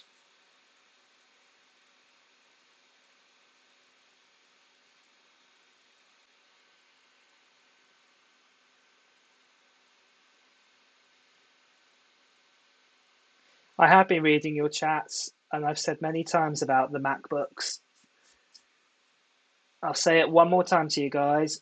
Like I said, with the MacBooks, there is probably about, the leaks are showing a 60% chance that they might be shown today. There's about a 40% chance they won't be shown today.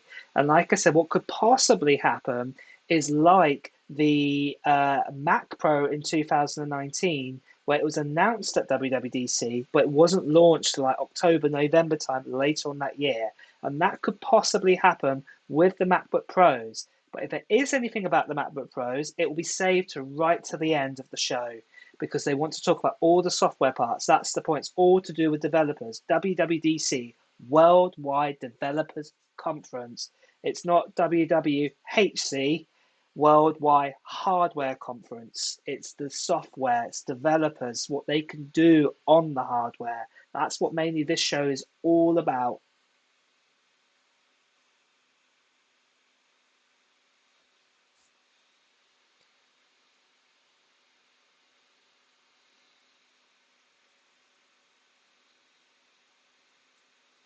That report's pretty cool for the privacy. I do like that.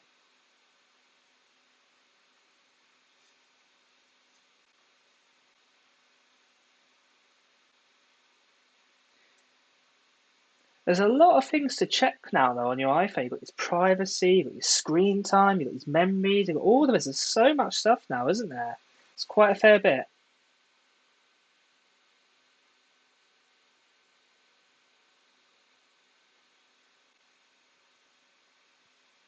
Let's see what Siri does. I've always wondered, does Siri just listen to you all the time and sharing out your data? Like on your iPhone, people thinking of like the home pods and things, but you know, you got your iPhone in your pocket.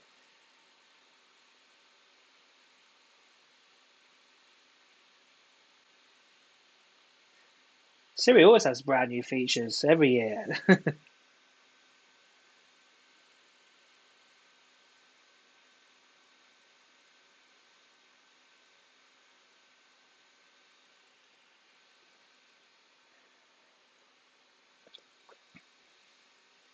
Good, good. That's what I want to hear. Audio never leaves your device.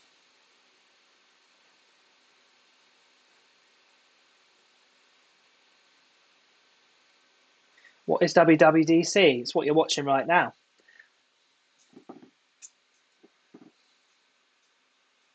This event is called WWDC.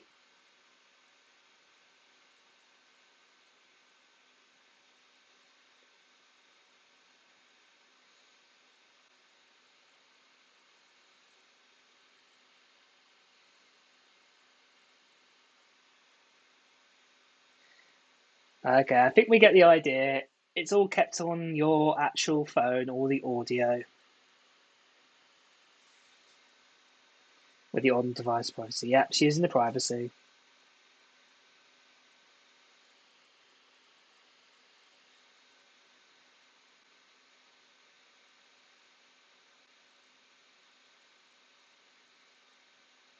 iCloud. What they do when the iCloud changes?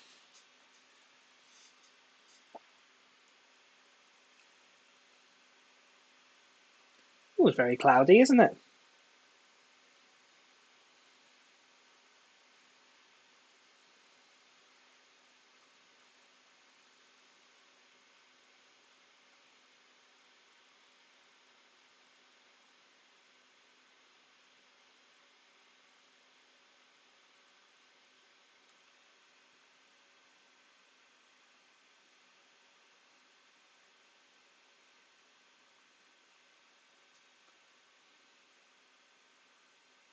That's pretty good recovery code.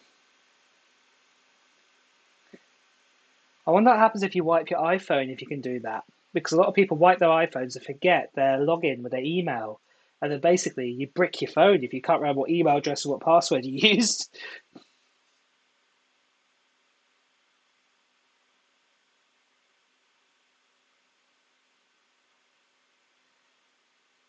That's more like it.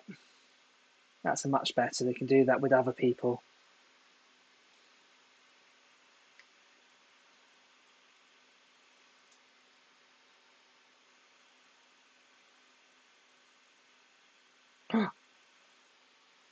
iCloud Plus?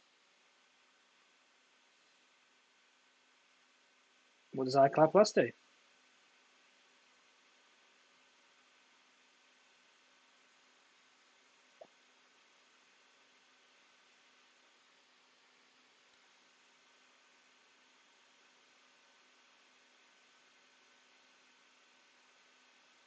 Do we have to pay extra for this then with iCloud Plus?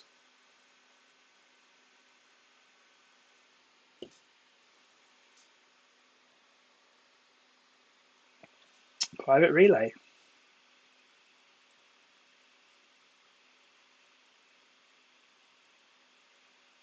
Let's see how it works.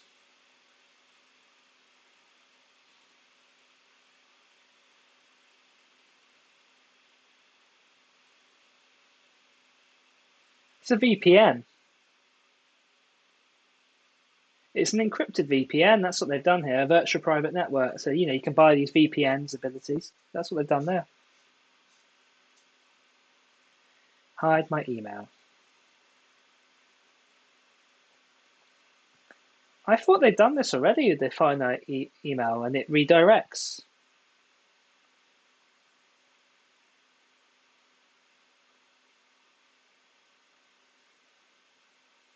That's a little bit different.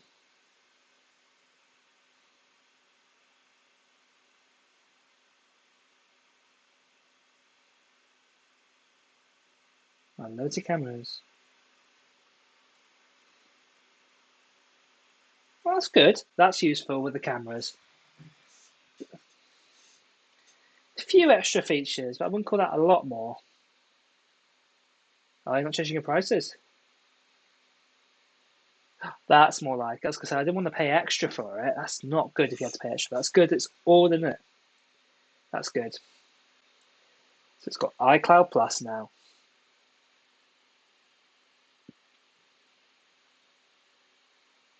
Health next.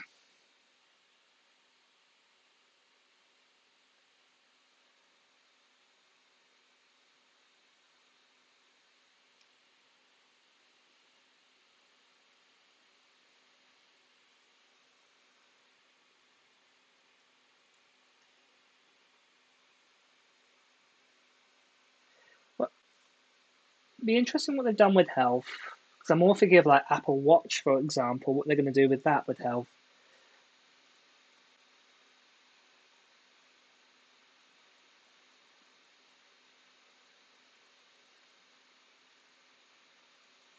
Cardiologists. Ooh.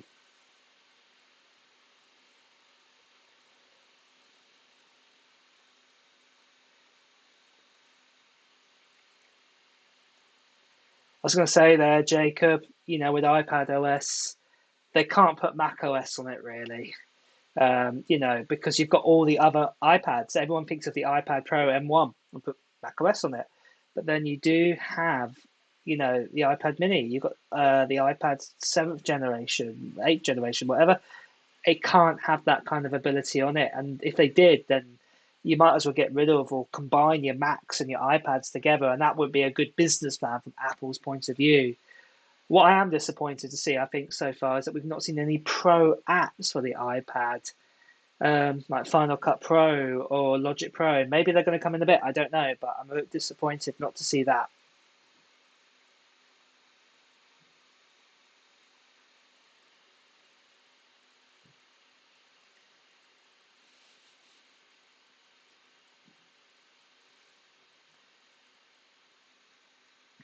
That's the Hyper.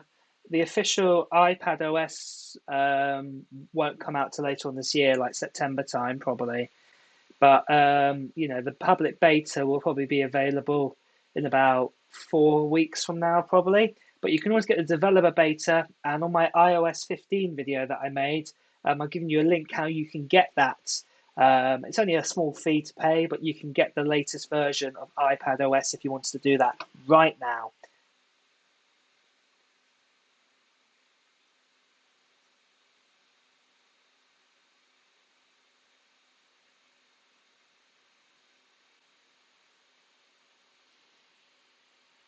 The iPhone SE Plus, I don't think we're going to see it today, personally. They've never Well, have they done an iPhone? No, they haven't done an iPhone SE at WWDC before. I don't think we're going to see that today. If we do see it, I think it will probably be on the other side of summer if it comes out this year.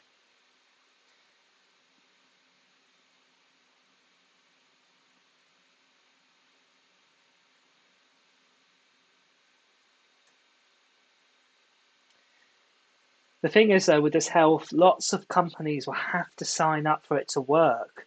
And that's the thing, a lot of people are not ready for that yet. It's good that the Apple are given the ability, but a lot of these kind of features, extras, loads of people have to sign up with it. And it takes time for those kind of hospitals, doctors, associations, all of that. It takes a long time to change to that kind of ability and even use it. Mobility.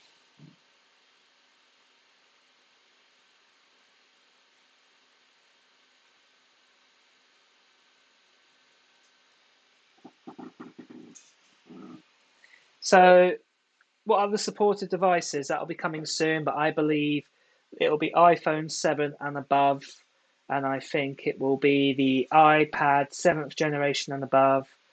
Um, and I also believe that all the iPad Pros will be supported, iPad Air 3, iPad Air, the new one, and I think just the current iPad Mini will be getting the new iOS or iPadOS, more like. That's cool with the mobility there, how it can measure like that. Like I said, if you can update to iOS 15, if you're the beta tester developer one, if you buy that you did code like I've got in my iOS 15 video, you could probably do it straight after this conference, to be deadly honest, after this video. For the public beta, like I said, it'll probably be in about 4 weeks' time, but I'm sure they will talk about it when it will come up, when you can do that. So that'll be coming very soon. So stay tuned, guys.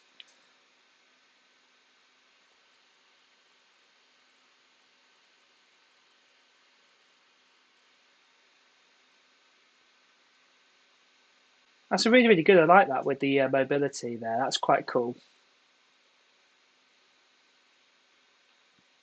Like I said, I wonder if it'll work with the Apple Watch as well. Exercises to make sure your mobility works fine. That's different, isn't it?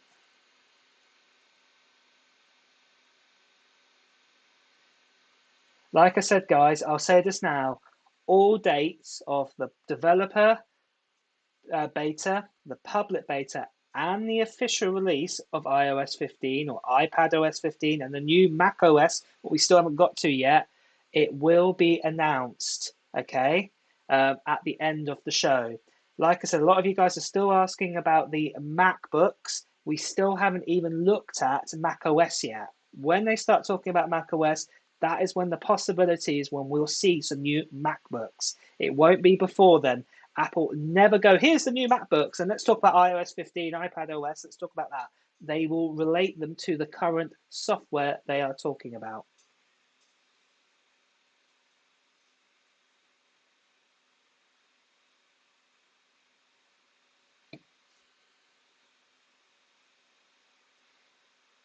Got trends now as well, even in the health app. What's cool?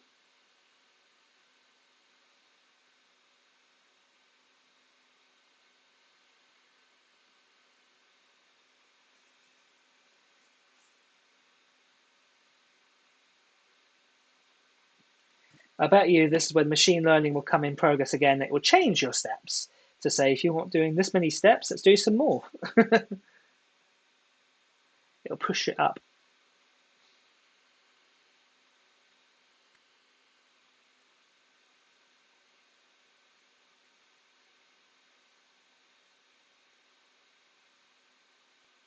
Like I said, this kind of sort of activities and all of this, the actual companies would have to, or the actual hospitals and doctors would have to sign up with this. I know it records all of this, but doctors, if you, I've done this before. I've showed them my heart rate on my watch, and they're going, let me take your heart rate anyway. They not like they don't care. They use their methods. Not everybody is signed up to Apple's health, as it were, or the health organizations around the world. Like I said, it's really good to see all of this, but like I said, they'd have to sign up. I don't Does anybody here got a doctor's, what they go to, where they've signed up with the Apple Health? Let me know in the chat.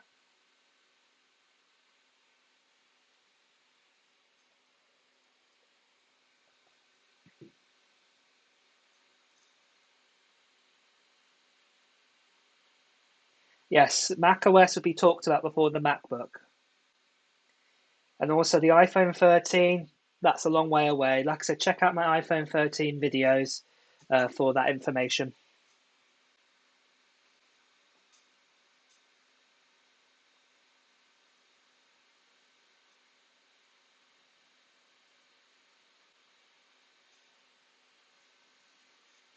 Health sharing. So you can check if your kids have been going out doing their exercise.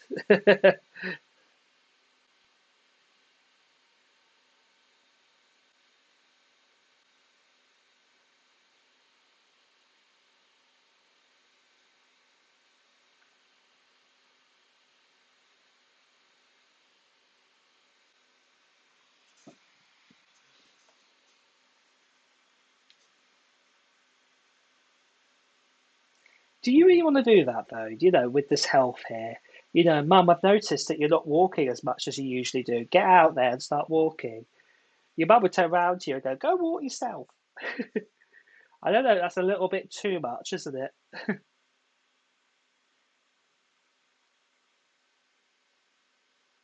Like I said, there's a lot of features here, but I bet you all the same like me. Are you all going to use all these extra health features? Are you going to use all these privacy features? A lot of us just use the phones the ways that we want to use them. I know it's got these great abilities, but most of us forget that these abilities are even here. Can anyone remember what iOS 14 features came out last year, apart from the widgets? That's it. What really everyone remembers is the widgets came to the home screen, but no one remembers what happened in health or other things, do they? Not saying they're bad, but it's just that you forget.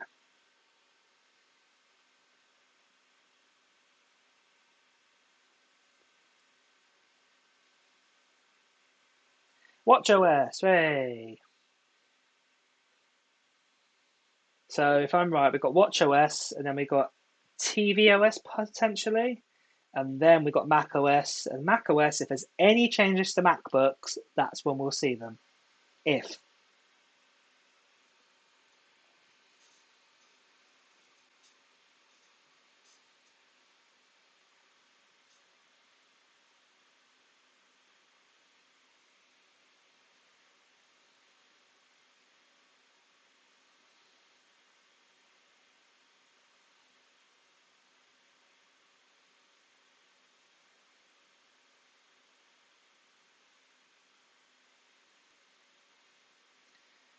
Breathe up. Stressed out because of COVID.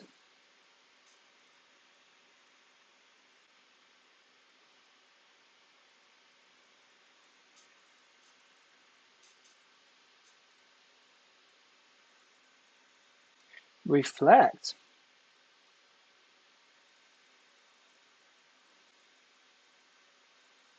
Lots of meditation things here, isn't there? Just watch your Apple Watch screen as you meditate.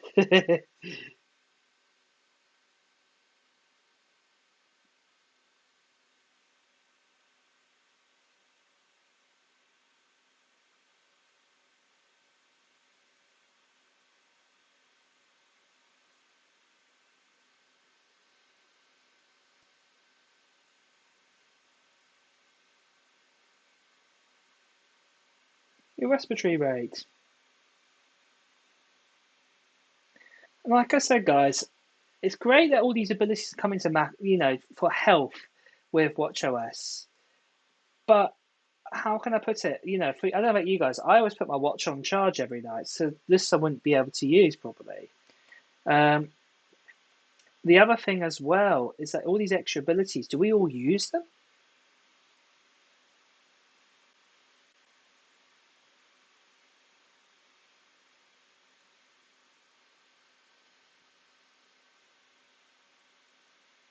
Tai Chi workout now. Martial arts with your Apple Watch.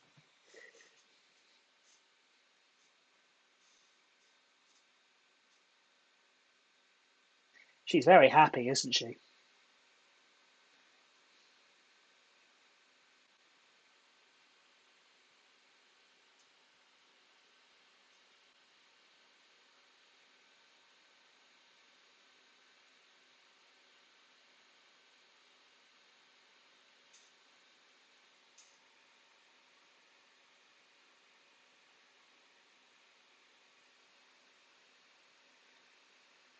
More workouts for you guys?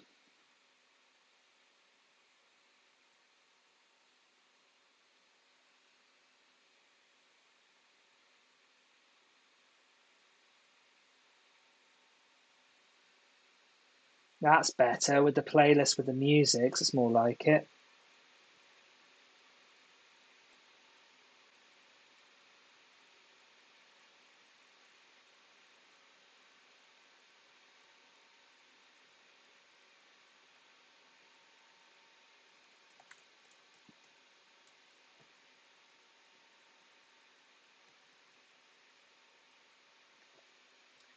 Photos?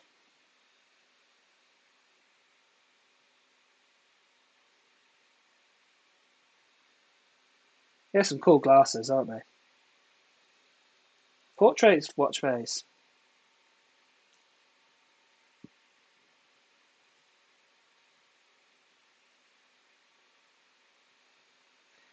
So as I said, guys, if you want to get a developer's profile, you don't have to sign up to get a developer's account. You can get a UDID ID. Now putting a link in the chat.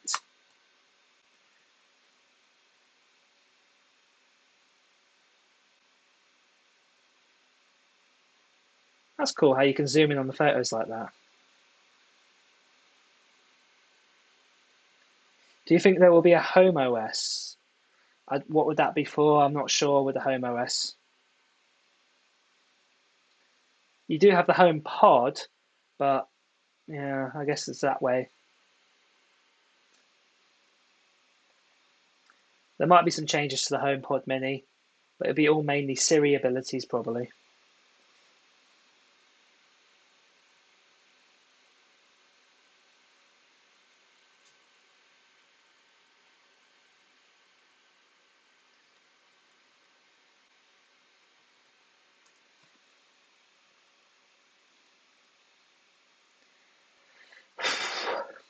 This is the thing. Share a photo through your Apple Watch.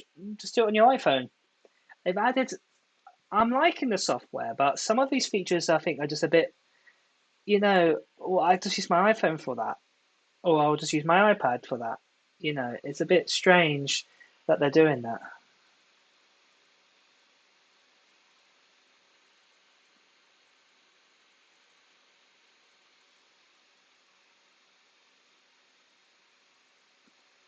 That's useful with the text there, with the writing.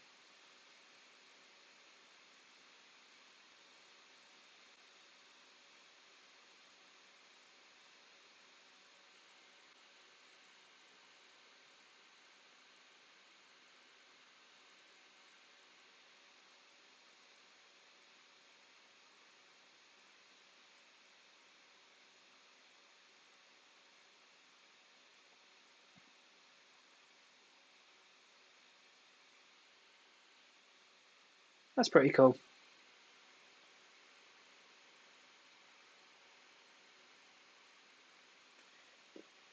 I'll say it again, guys. We've got to go onto macOS if there's going to be anything on new MacBooks. We haven't got to macOS yet. If we're going to get anything to do with MacBooks, macOS needs to be talked about first. What Apple will not do is go, here's the MacBooks, and then start talking about the iOS 15, WatchOS. They don't do that. They stick to the subject, as it were, and we haven't got to that area yet. But we're going over to Craig, and it is HomeKit.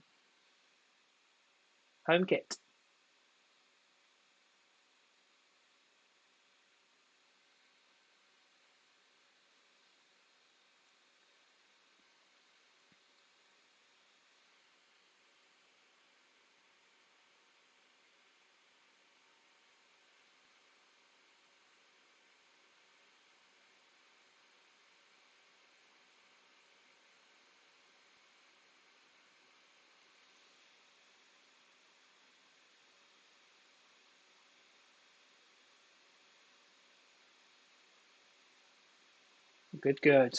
What are they going to change to home then?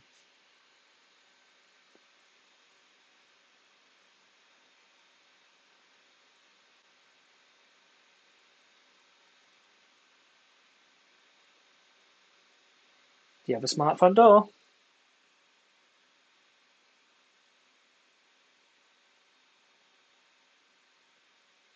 It's cool that they've got that, but who's got a smart door? Let me know in the chat if you've got a smart door.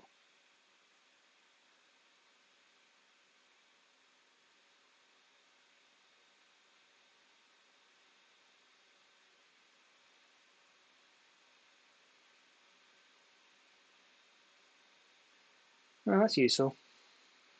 That's an ability a lot of people have been wanting for ages. It's using, you can do that with Amazon.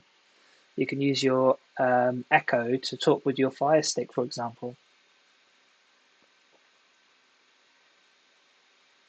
Yeah, but that's the share, what they showed earlier. So it's not really new features, really. This one isn't.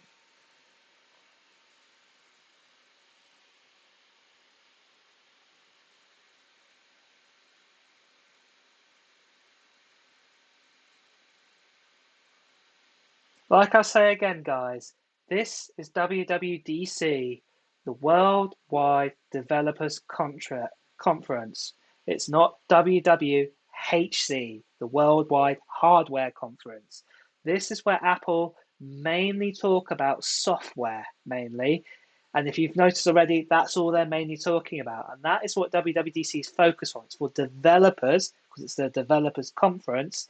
It's for them to do tweaks and changes with the new software and tools that is available for them.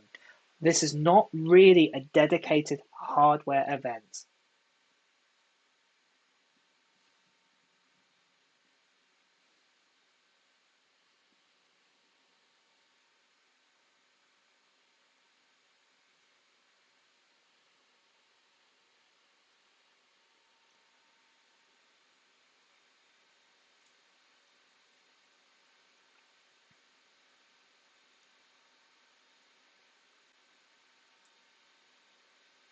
The thing is, not many people are buying the HomePod Mini. Because the thing is, I think Amazon and Google have kind of conquered that area, to be fair. Don't get me wrong, I think they sell the HomePods and the HomePod Minis, but just not as much because they're way ahead. You know, let me know, guys, if you got a HomePod Mini in the chat. Let me know. I don't have one, I'll be honest. I've got Amazon ones. That's what I use, and they're cheaper, and the sound is very good quality on the ones I bought.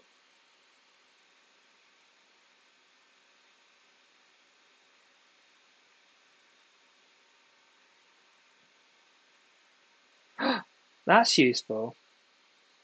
Oh, I thought it was going to be Siri, for example, inside like a Amazon Echo there, for example, not to your thermostat, as it were.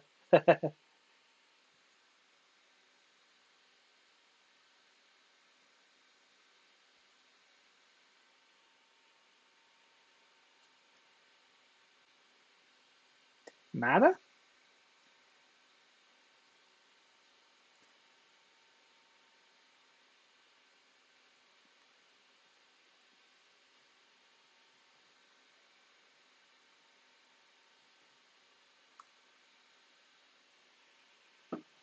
Apple Watch Home.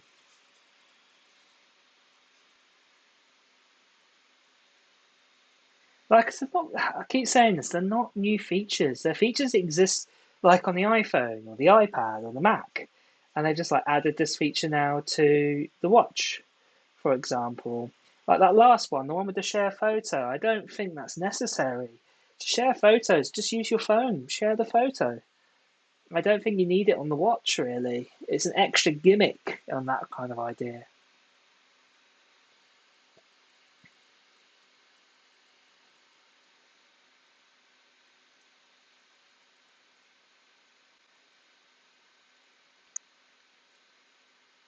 Again, this is another one.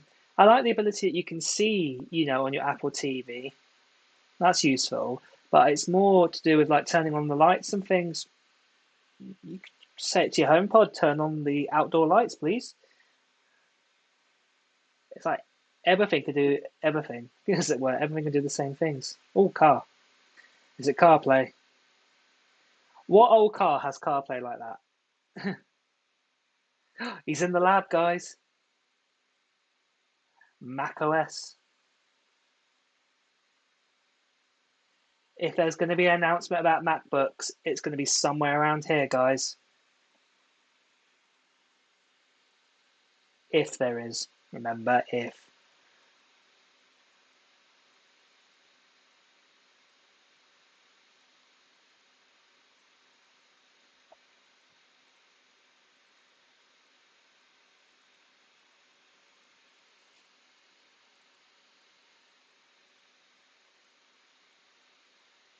What's the new name of macOS?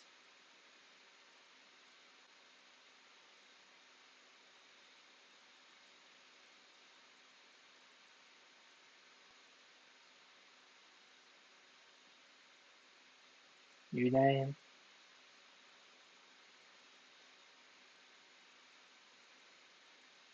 Monterey. macOS Monterey.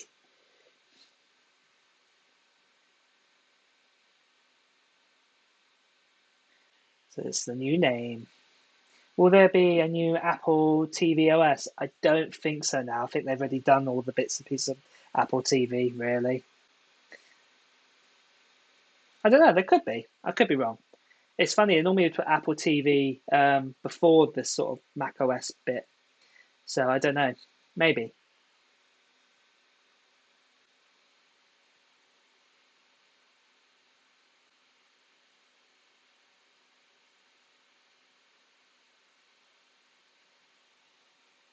Yeah, quick one to Rain there, where you said about the developer's beta profile. Yeah, you can go back if you want to. You can revert back, but you'd make sure you back up your iPhone.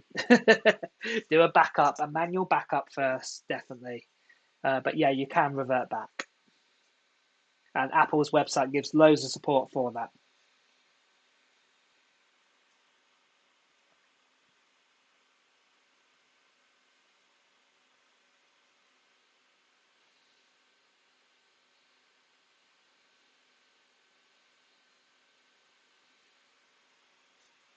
Universal control.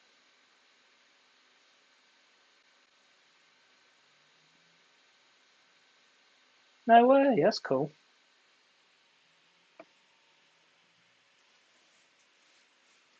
Let's see how it works.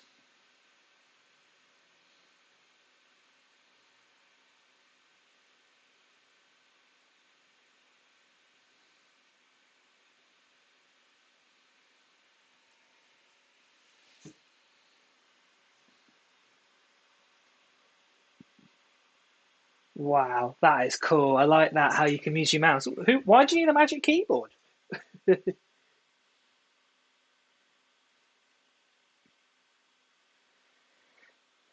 is cool. Don't need a magic keyboard. Just do this.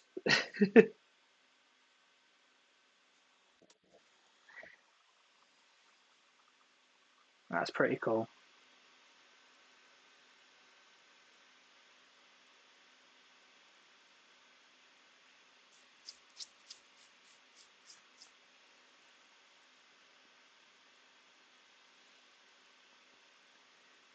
That's pretty cool what they've done there with the iPad. It's like an updated sidecar, that is. Drag and drop files. No way. That is super cool. Pros.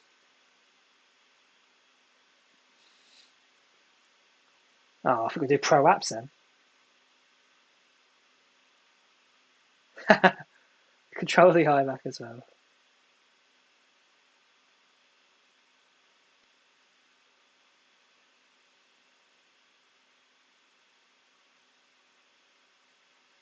Right from the iPad through the Mac. That is pretty cool. That is pretty cool. That universal control, I do like that.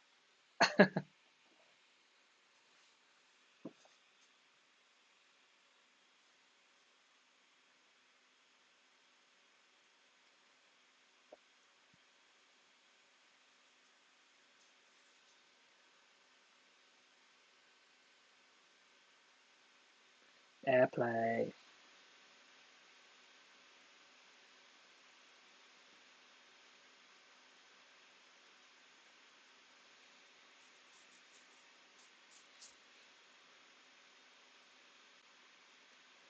AirPlay to Mac, that's cool. That's about time they've done that.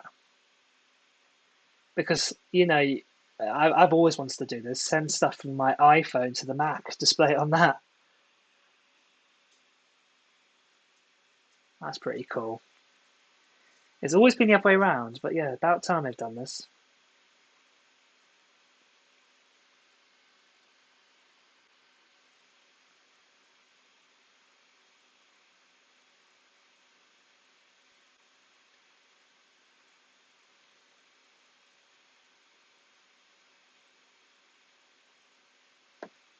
So what new tools are they bringing to the Mac?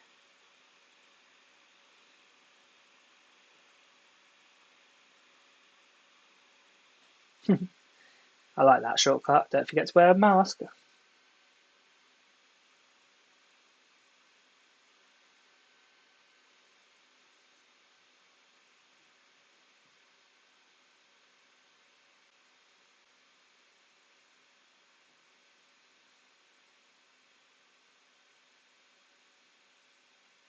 It's about time they brought shortcuts to the Mac. It really is. I've got one or two set up actually on my iPhone, but yeah, it's about time they've done that. To be fair,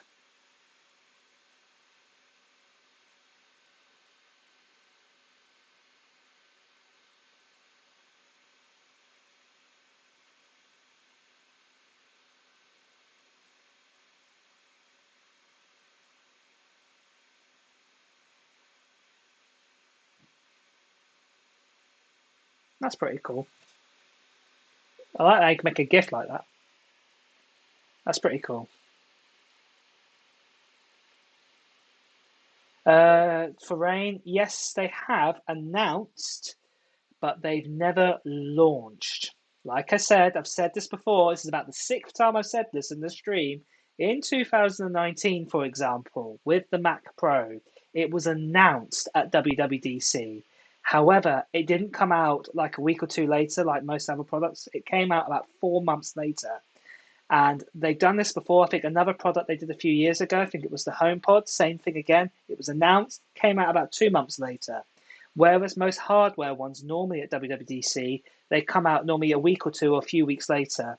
That's not really ever happened with WWDC. So if we are going to get any new Macs, the earliest we'll probably see them is going to be July, if we see any. But you never know. Like I said, they could be announced today, and then they might not come out to September time. They control everything here, but there are lots of leaks that the new MacBooks are in production.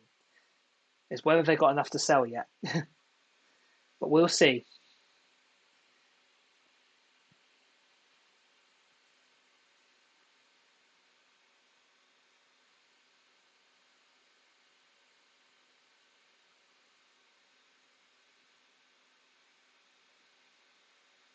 That's a bit nicer view of the Safari.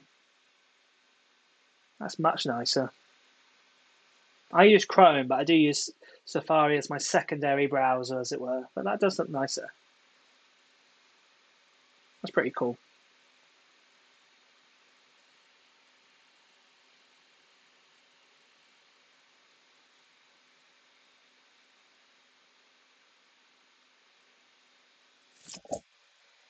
Anything to do with the giveaway? Look at my new video that I just put out about 2 hours ago.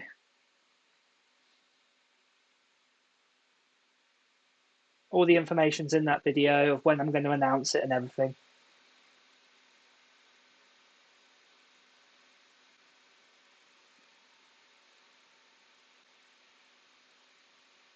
That's pretty cool. It takes on the color like that. Looks very different, doesn't it? A web page if it does that.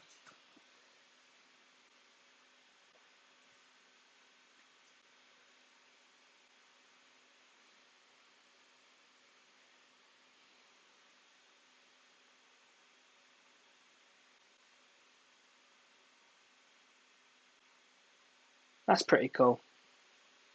I do like that on the new Safari. Just a quick note for everybody who uses Chrome on their Macs or their iPhones or iPads. It's much as everyone loves Chrome. Most people use Chrome. I'm not saying all of you do, but most people do. It actually uses more battery life than like Safari does. For example, Safari is built to work on Macs and take the optimizations of like the M1 chipset or like the A14 chipset inside like the iPhone or our previous ones. That's what it does. It's built for that. Chrome's a bit more heavier. Why have I chosen Chrome as my main browser? Good question. Mainly because I've been using Chrome for about, I don't know, probably 12 years now, if not a little bit longer, 13 years. I was one of I used it about 2008 onwards, and I've just been using it ever since, really. It's just a habit, I think. I do have like a Windows computer as well, for example, and I've got Chrome, and I can share all my um, favorites and all of that inside that as well. Even YouTube here, for example, YouTube, you sign in with your Gmail account, for example, and that uses with the Chrome and all the abilities there. So yeah, it's just habit, really. I think it's the only reason. If I press the reset button in my brain, I could probably switch to Safari if I wanted to.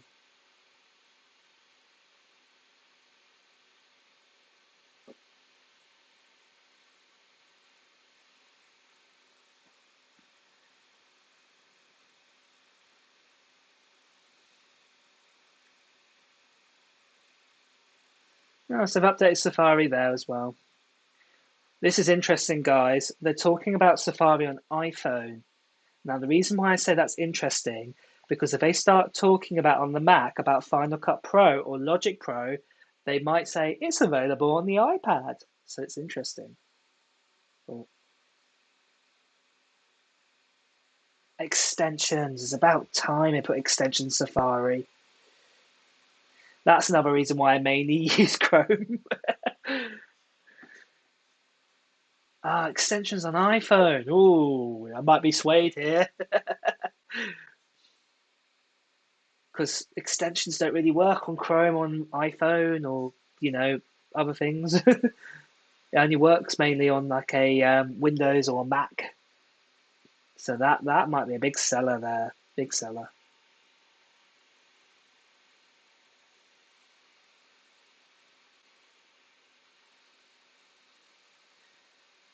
macOS on tray. Let's see if Tim Cook does a one more thing here.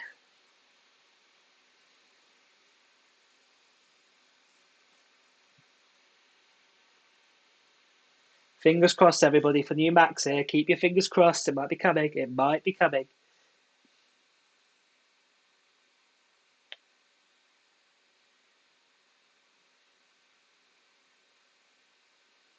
Get out of here.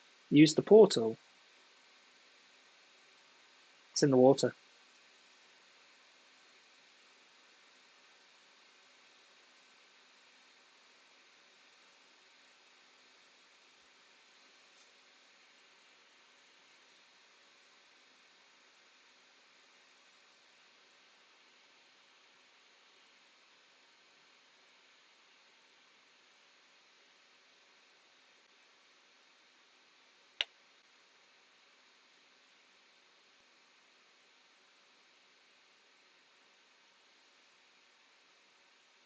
Developers Technologies.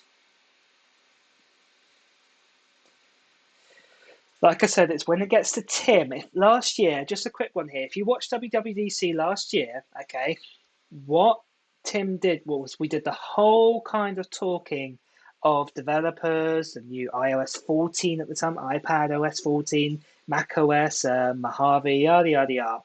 And then at the end, it went to Tim, and then Tim said, "We're bringing out Apple Silicon. It's coming out later on this year. However, we're bringing out a Mac Mini with Silicon in it right now if you need it, if you're a developer." Now, something like that might happen at the end of a show. So, keep your fingers crossed that we might see something new with hardware coming up very shortly.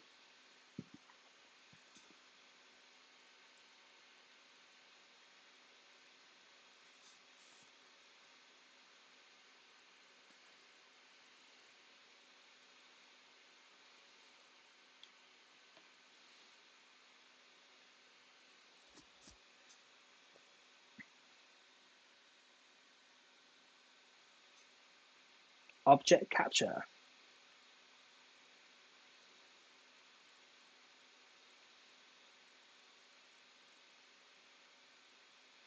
That's pretty cool, that object. Can you use like your iPhone or your iPad with the LiDAR sensor to do that, kind of make 3D images, I'm guessing? Yeah, that's what I thought.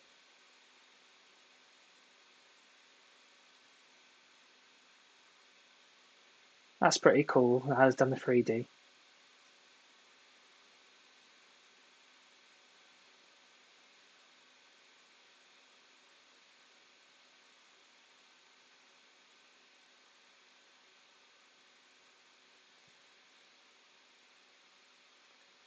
That's pretty good how they can do the 3D. A lot of big push on AR there.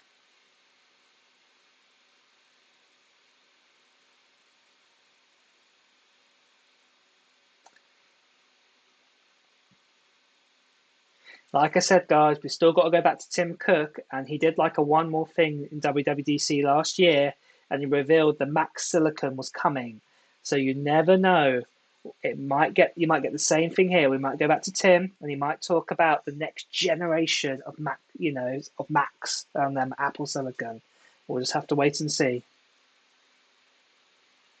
But first, I'm going to start talking about Swift. So this is the developer's language to make your apps and APIs and capabilities, as it were.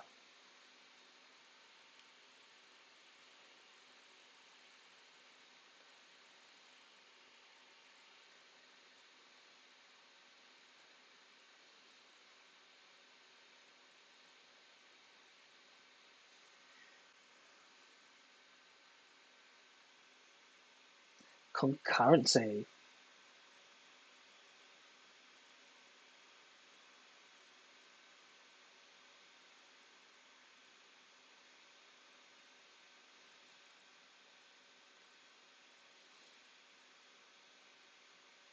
I need a developer to translate all of this developer stuff for me, really.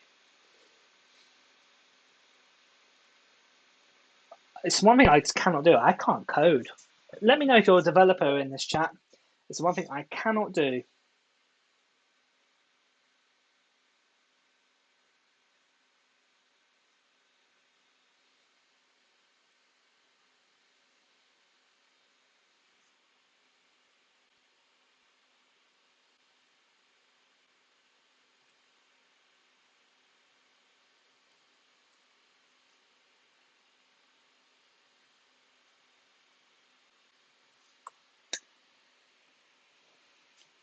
I don't know. I'm not a developer, so I don't know if that's useful or not, to be honest. But like I said, this is WWDC, Worldwide Developer Conference, so this is for you guys.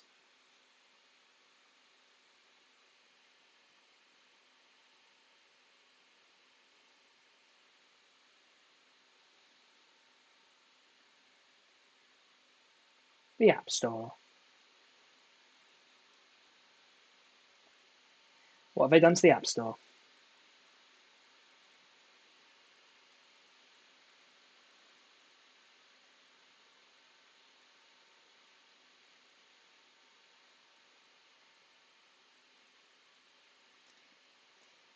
If some of you guys can just, if you're in the chat who've been here a while, just tell the other people what I've said about the Macs.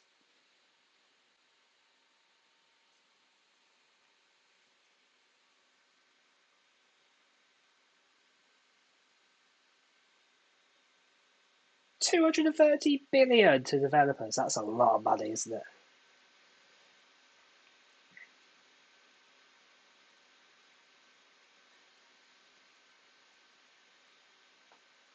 The app product page.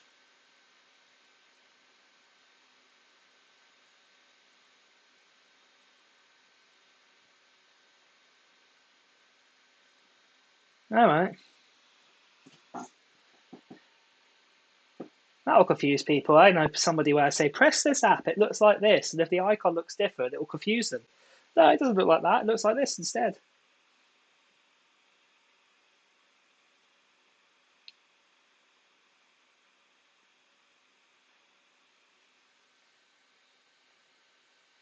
It does.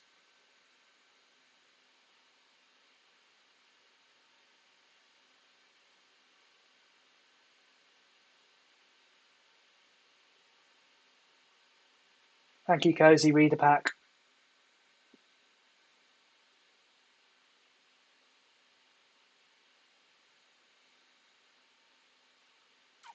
Every YouTuber has been showed leaks to say it's coming. If those leaks are incorrect, what else can we do, remember? Think of us like the news. If we get told the news that leaks are coming and that leaks are here, that the new MacBooks are coming, that's what we're going to tell you guys. If those leaks, are incorrect, as it were, I was going to say, we don't know any different, really. All we do know is that these leaks are showing that the new MacBooks are in production.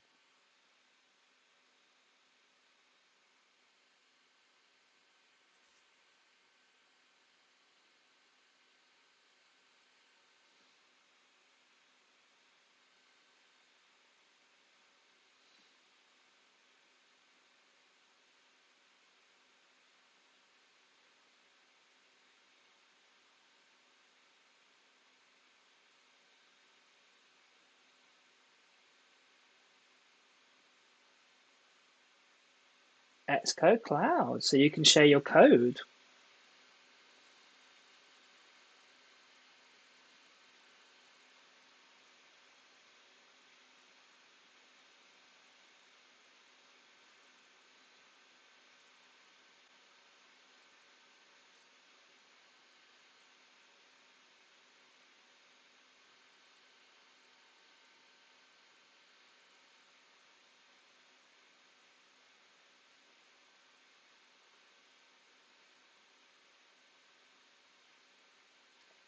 Collaboration on apps, that's much more useful.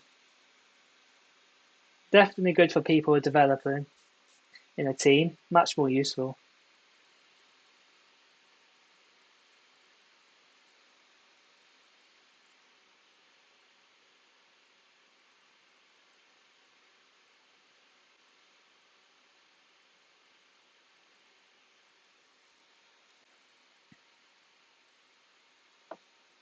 That's pretty cool.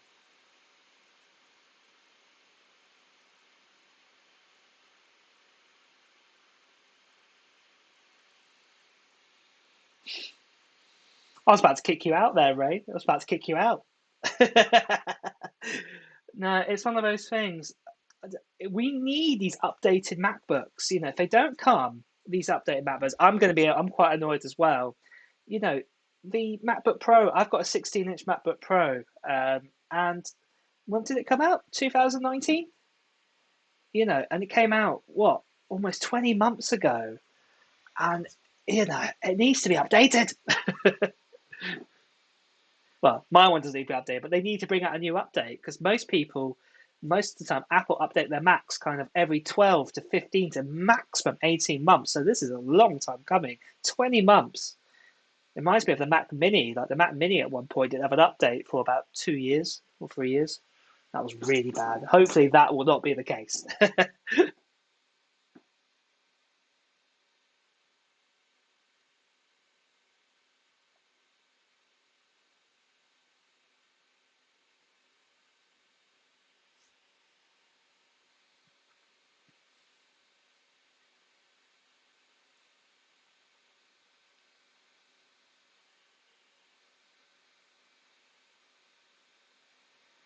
Fingers crossed here after this is that when we're going to talk about, we're going back to Tim.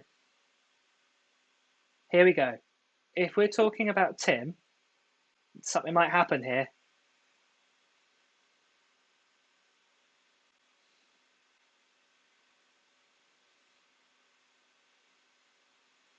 Fingers crossed, guys. This is the bit. He will be the guy to do it. Fingers crossed, fingers crossed.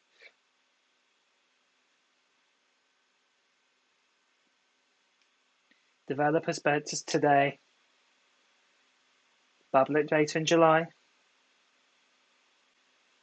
In full. Always in full.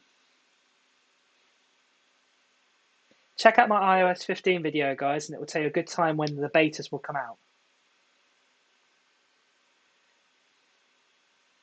Because Apple kind of brings out their betas around the same time and their launches it.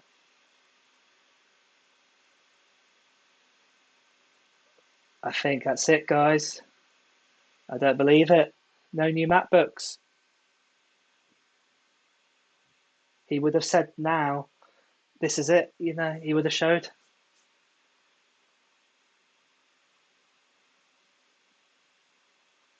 No new Macs. No. Oh, gosh, guys. Gosh. Oh, just give me a second to get my thoughts together there, because I know a lot of you are disappointed. I'm disappointed as well. Um, Gosh, I don't know what to say, guys. I'm quite disappointed. Oh gosh, just bear with me. Oh, right. Let's get started anyway. So I'll go over this a few times. I'll say this now, and then I'm going to say it in probably about 5 minutes time because more people kind of normally join the chat, as it were. So what I'm going to say is to you guys, if you guys have got any questions, please put them in the chat. And like I always say, if you use the super chat, okay, guys, so use the super chat. I will definitely answer your query. I will definitely answer your questions if you use super chat. So let's get the elephant in the room out of the way. No new MacBooks were announced. What a blow.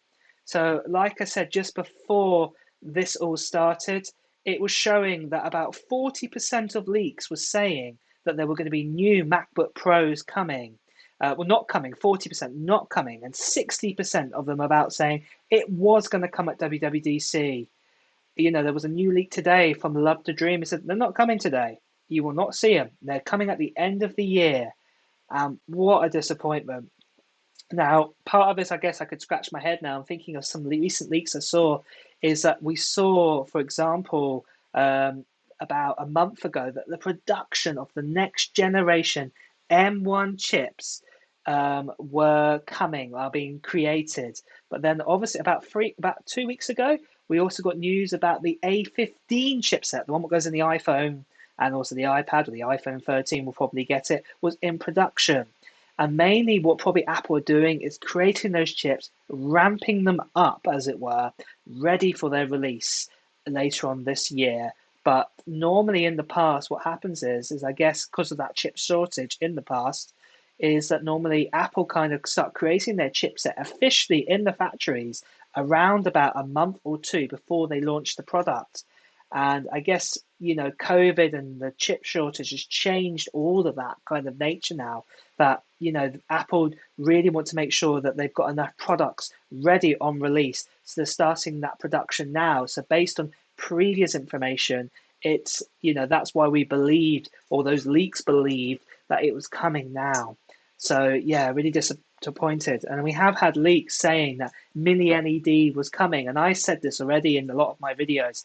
If Apple were to launch brand new MacBook Pros, I don't think they're going to get mini LED because a lot of leaks all said mini LED is coming at the end part of the year. And for that, I thought there was possibly going to be an LCD MacBook Pro M1X, and then maybe next year we'd get those mini LED displays. But yeah, what a disappointment there. No new MacBook Pros whatsoever. I personally think, so I know people are going to be asking the question now of, well, when do you think, Matt, it's going to come? When do you think we'll actually see these brand new MacBook Pros? I would say, guys, we're probably going to be looking probably towards kind of August at the earliest. Most likely, I would say October time. I would probably say we need more leaks to verify this information. But I would say earliest August. I don't think we're going to see them before that. And Apple will do a full-on event for that. So, yeah, I would say, again, August to around about October time. And, the more leaks we get, the more it will confirm that. So, yeah, it's a bit sad, that is. But, yeah, like I said, I think the main reason why, I'll say it again because I know lots more people have just joined the chat here. And that is the reason why lots of us thought we were going to be getting the new MacBook Pros at WWDC, or at least announced. It's because of in previous years, or even up to COVID, basically Apple start creating their chips, so like the M1X or even the A15, A13, A14, probably not A14, but A13, A12, always about 2 months before they launch their products. And this year, with the M1X chipset, we've had leaks saying the next generation M1 or M whatever, M2, M1X is in production. And for that, everybody thought, well, the next logical event is WWDC. And because of that, we all thought that's when they're going to be launched, they're going to be announced, and then they'll be launched about a month later, just like what we had with the iPad Pro M1. And that's the main reason why a lot of us believed we'd be seeing them there, because it made sense. It just made sense. But obviously, it's not the case. What Apple are doing instead is creating their chips right now, ready for later on in the year, so there won't be any shortages. If you've been keeping your ear to the ground, you'll know there is a chip shortage in the world right now, and Apple do not want to launch a product and only be able to make, say, 250,000 of them, and then only a few people get them. They don't want like a PlayStation 5 or an Xbox Series X kind of mistake, as it were. They don't want that. They don't want scalpers. They just don't want that. So that's why they're ramping it up. Let's talk about the actual event then, and I'll go over this MacBooks again. But do me a favor, guys. If anybody asks about the MacBooks, put it in the chat what I've just said, because I'm going to start talking about iOS, iPadOS, and all the new kind of things that we've just been shown. But what I'd like you to do at the same time as well, if you've got any kind of big questions, make sure that you use the sort of super chat option, and I will definitely answer any super chat queries straight away. Other questions I'll try my best to get round to, but I cannot promise. Super chat, I can promise that I will answer. So let's have a look then. What's people saying then? So at least we have the M1 iPad to take advantage of those huge widgets. That is a good point. So yeah, let's talk about iPadOS to begin with then.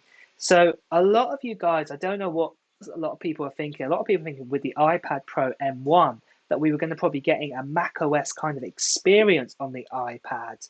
And I always thought we probably won't, because everyone forgets you've got the MacBook, you've got the iPad Air, you've got the iPad Mini, you've got the iPad's 8th generation. Those are the current models. You've got the older iPad Pros and all of that, and they've got slower processors and slower speeds inside it.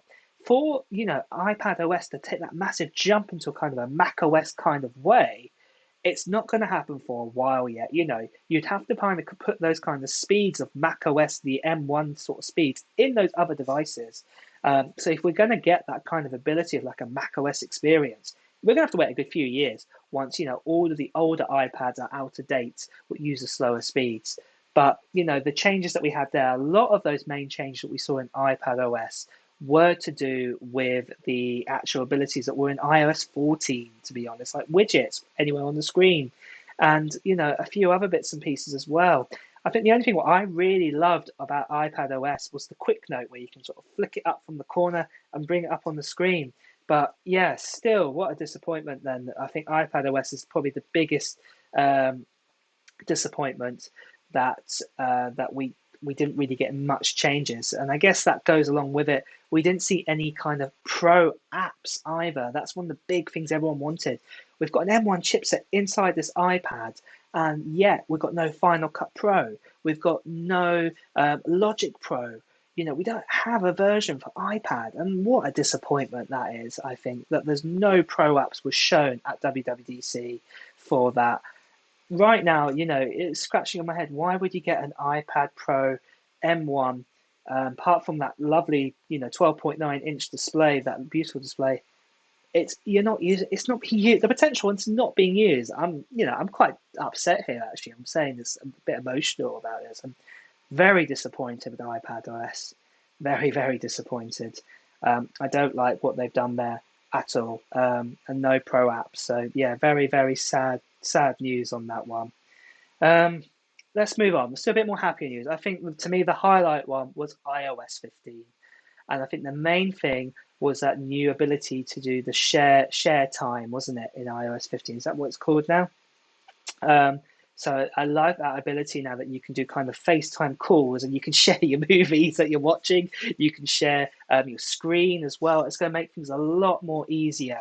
I know, for example, I've got my parents, for example, they're rubbish with their iPhones, and I could basically they could share their screen with me, and I could tell them what they need to do and what to click on, for example. That's going to make things a lot easier. But also the ability to share your movies. One thing I want to know with that movie sharing is, let's say, let's call my friend Joe here. Joe calls me, shows a movie to me.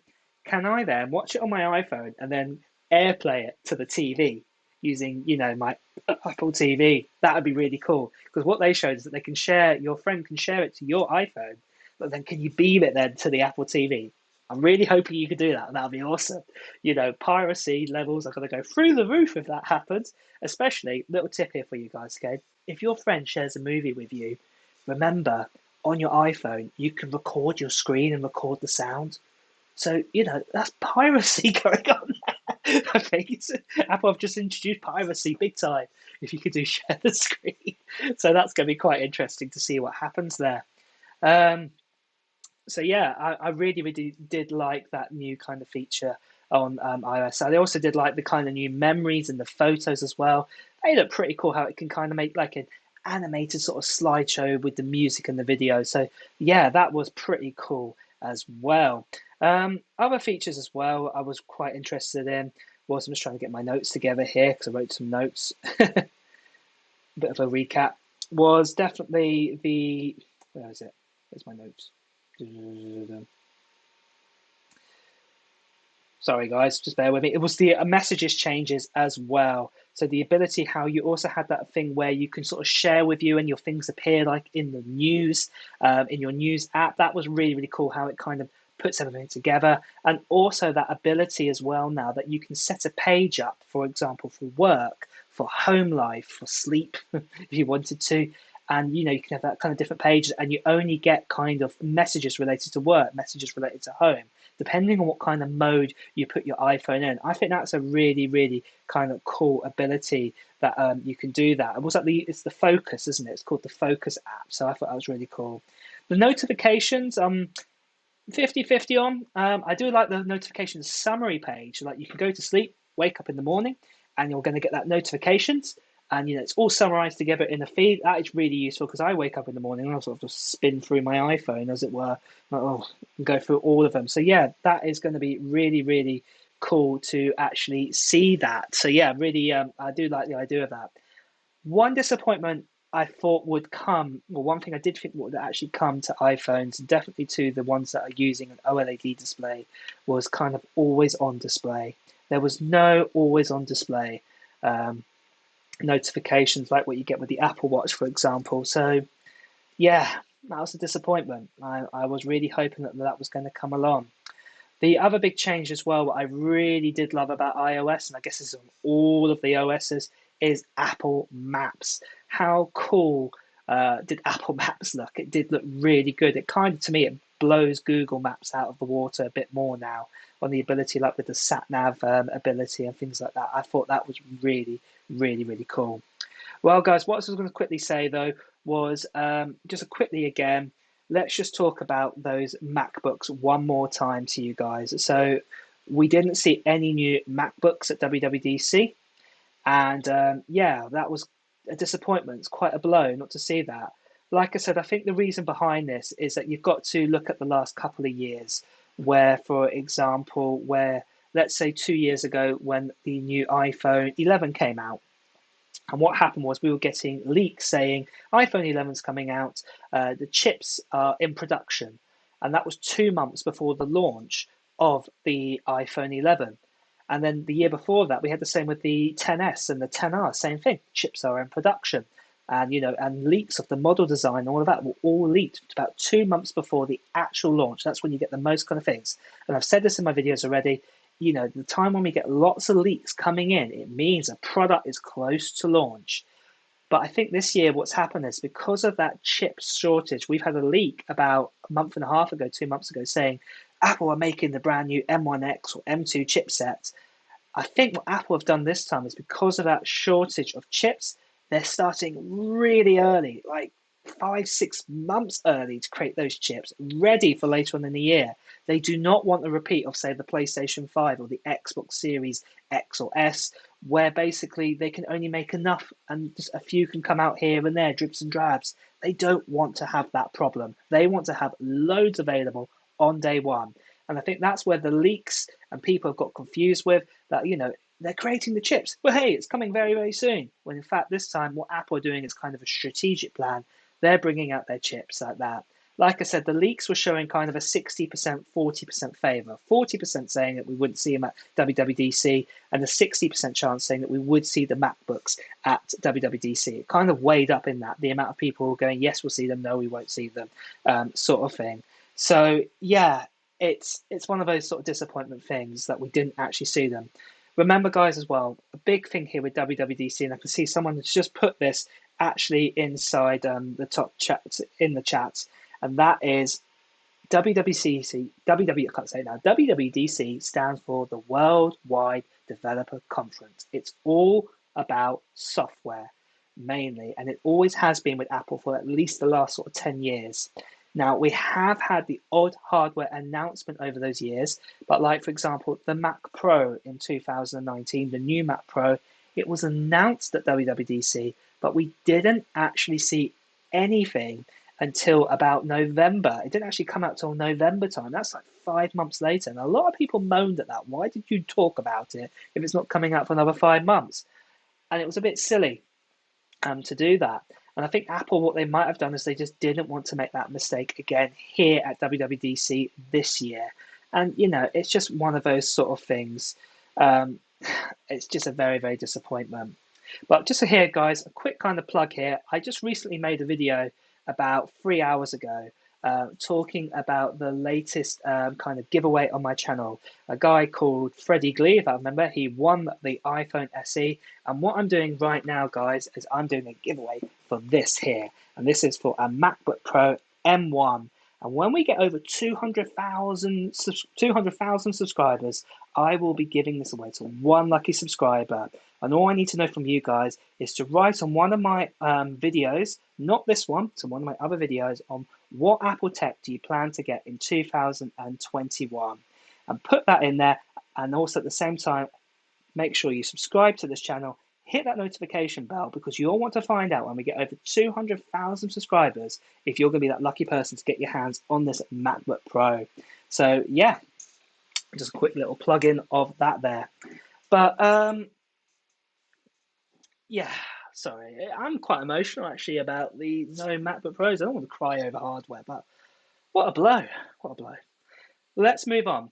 So we also do have some other new changes. So basically, I've covered over iOS 15. That was the first one. I also talked about the new, iPadOS 15.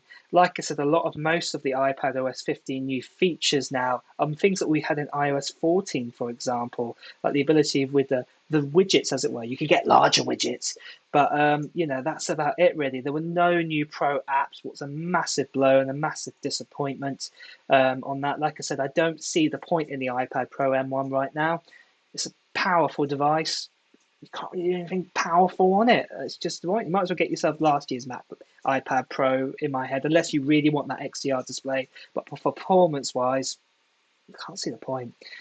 One of the cool things that I did like, though, is that kind of quick note ability. What you do have on the iPad Pro, where you can kind of just launch up in the corner. That's really, really cool. And I'm glad they've also sorted out multitasking on iPadOS now as well, because iPadOS multitasking currently on iOS 14 or iPadOS 14 is just really, really crap. It's a simple word for it's crap. So I'm glad they've actually sorted that out.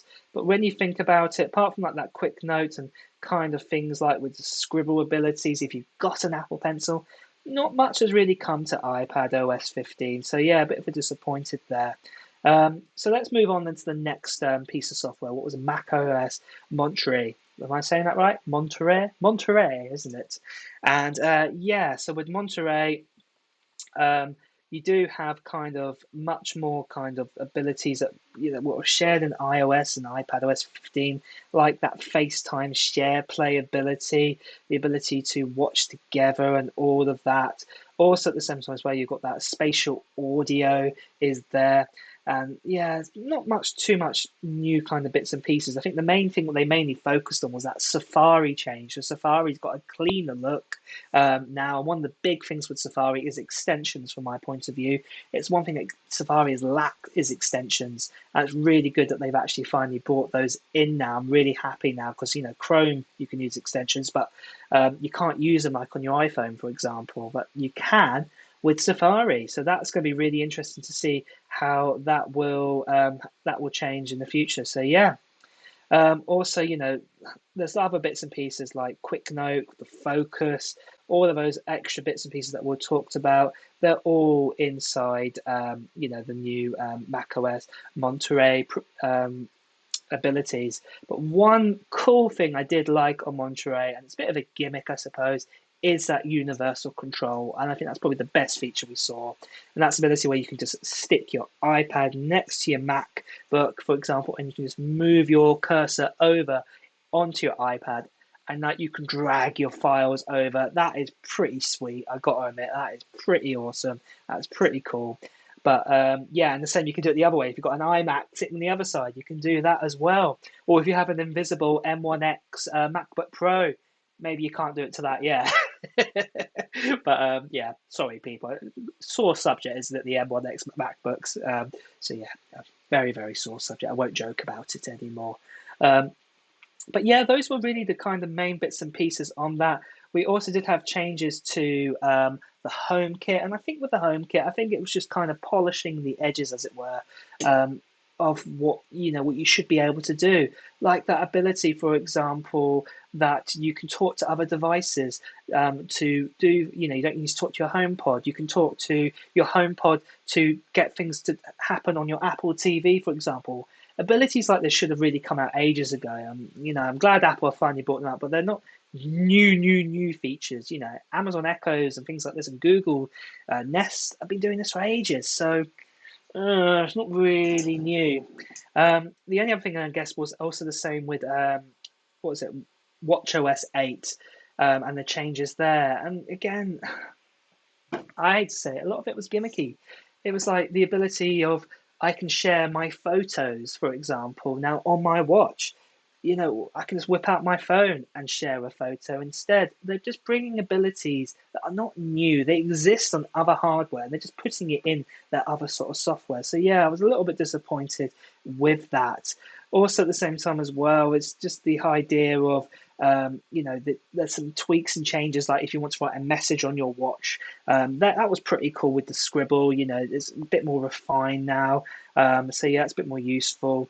And also they've added things like mindfulness now as well, to take a breath and think about something that makes you happy, and you get a little screen on your Apple Watch to talk about it. But yeah, bit disappointing there. The same with health as well. They did a massive talk about how can I say it, with the health, and mainly they were talking about all these kind of healthcare providers signing up with the Apple Health. And that's the thing. Tell me now in the chat, guys, if your healthcare providers allows you to bring your Apple Watch or your iPad or your iPhone to show your medical records. And do they look at it? Like I said, I went to the doctors a few weeks ago about my heart rate, and they said, "Oh, we need to test your heart rate." And I actually said, "Oh, I've got my heart rate on my watch. Let me show you." And the doctor just went, "Need to take your heart rate." Not interested. Not interested to sign up with that kind of ability. So it's nice that Apple talked about it for like 20 minutes, but you need people to sign up with it. So yeah, a bit disappointed. Right, let's see then. Let's see what people are putting here then as questions then in the chat. Like I said to you guys in the chat right now, if you want your question definitely read out, make sure to use the super chats, and I will definitely be reading out your questions. I will try my best to also talk about everything else as well. So yeah, a lot of people here are all talking about the MacBook Pros and not seeing it. I will say it again, guys. This is the third time I've said this now in about 10 minutes. Or a bit more than that, a bit less than that now, a bit more than that, whatever. Remember, guys, this was the Worldwide Developers Conference, okay? Mainly software focused. Now, yes, we do use MacBook Pros to develop on, and there was a good chance that we were going to see it. If we review the leaks in the last months, I would add, if you weigh them up, I'd say it's probably about a 60% chance those leaks were showing we were going to see something about the MacBook Pros at WWDC.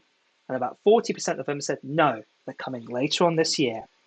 And I think what a lot of people have done as their assumption with leakers is that they've based information on previous leaks from previous years. So I'll give you my example here. In 2019 with the iPhone 11 and the 11 Pro, we got a leak around about July time saying Apple have started to make the brand new A13 chipset.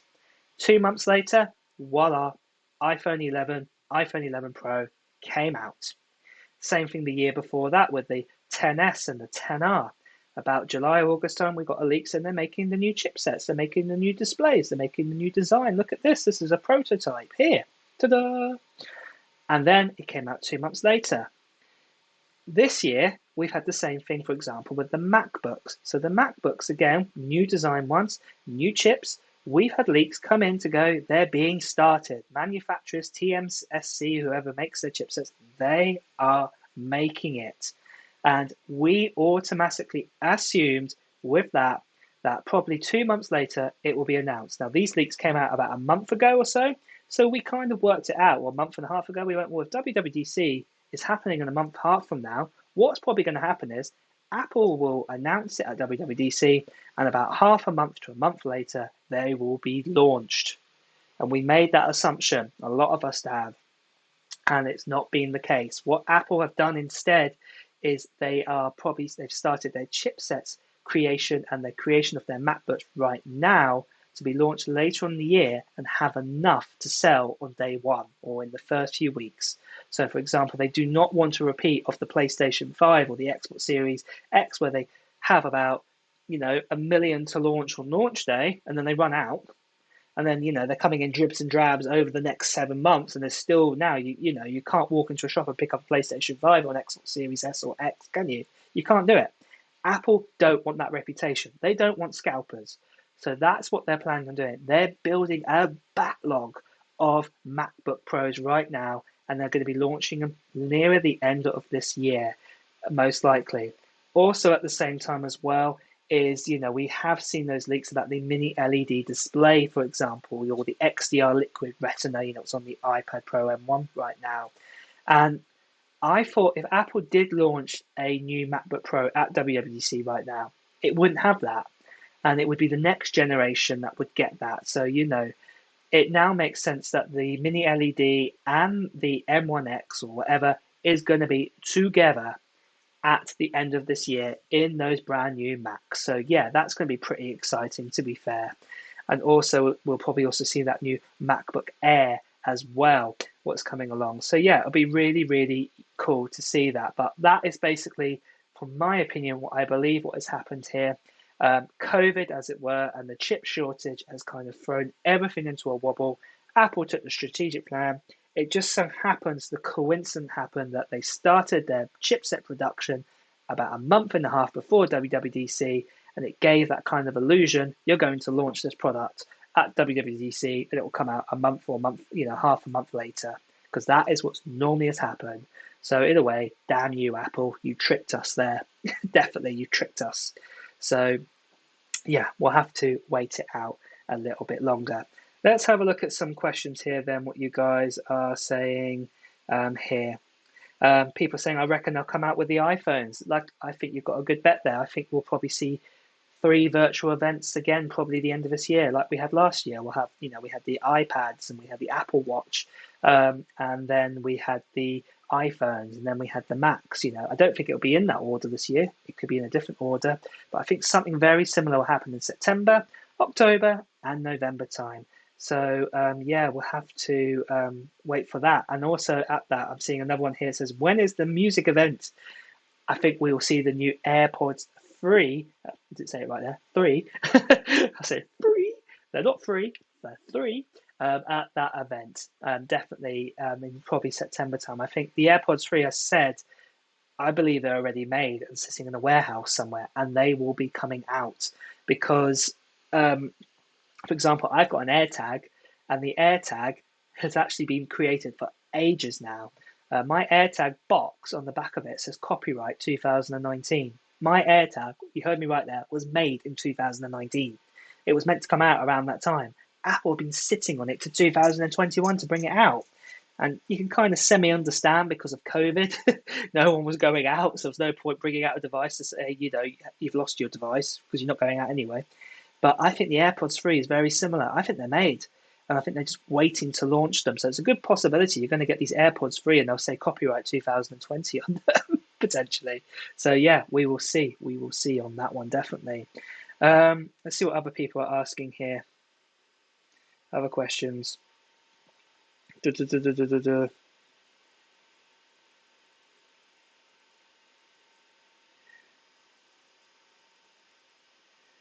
trying to have it.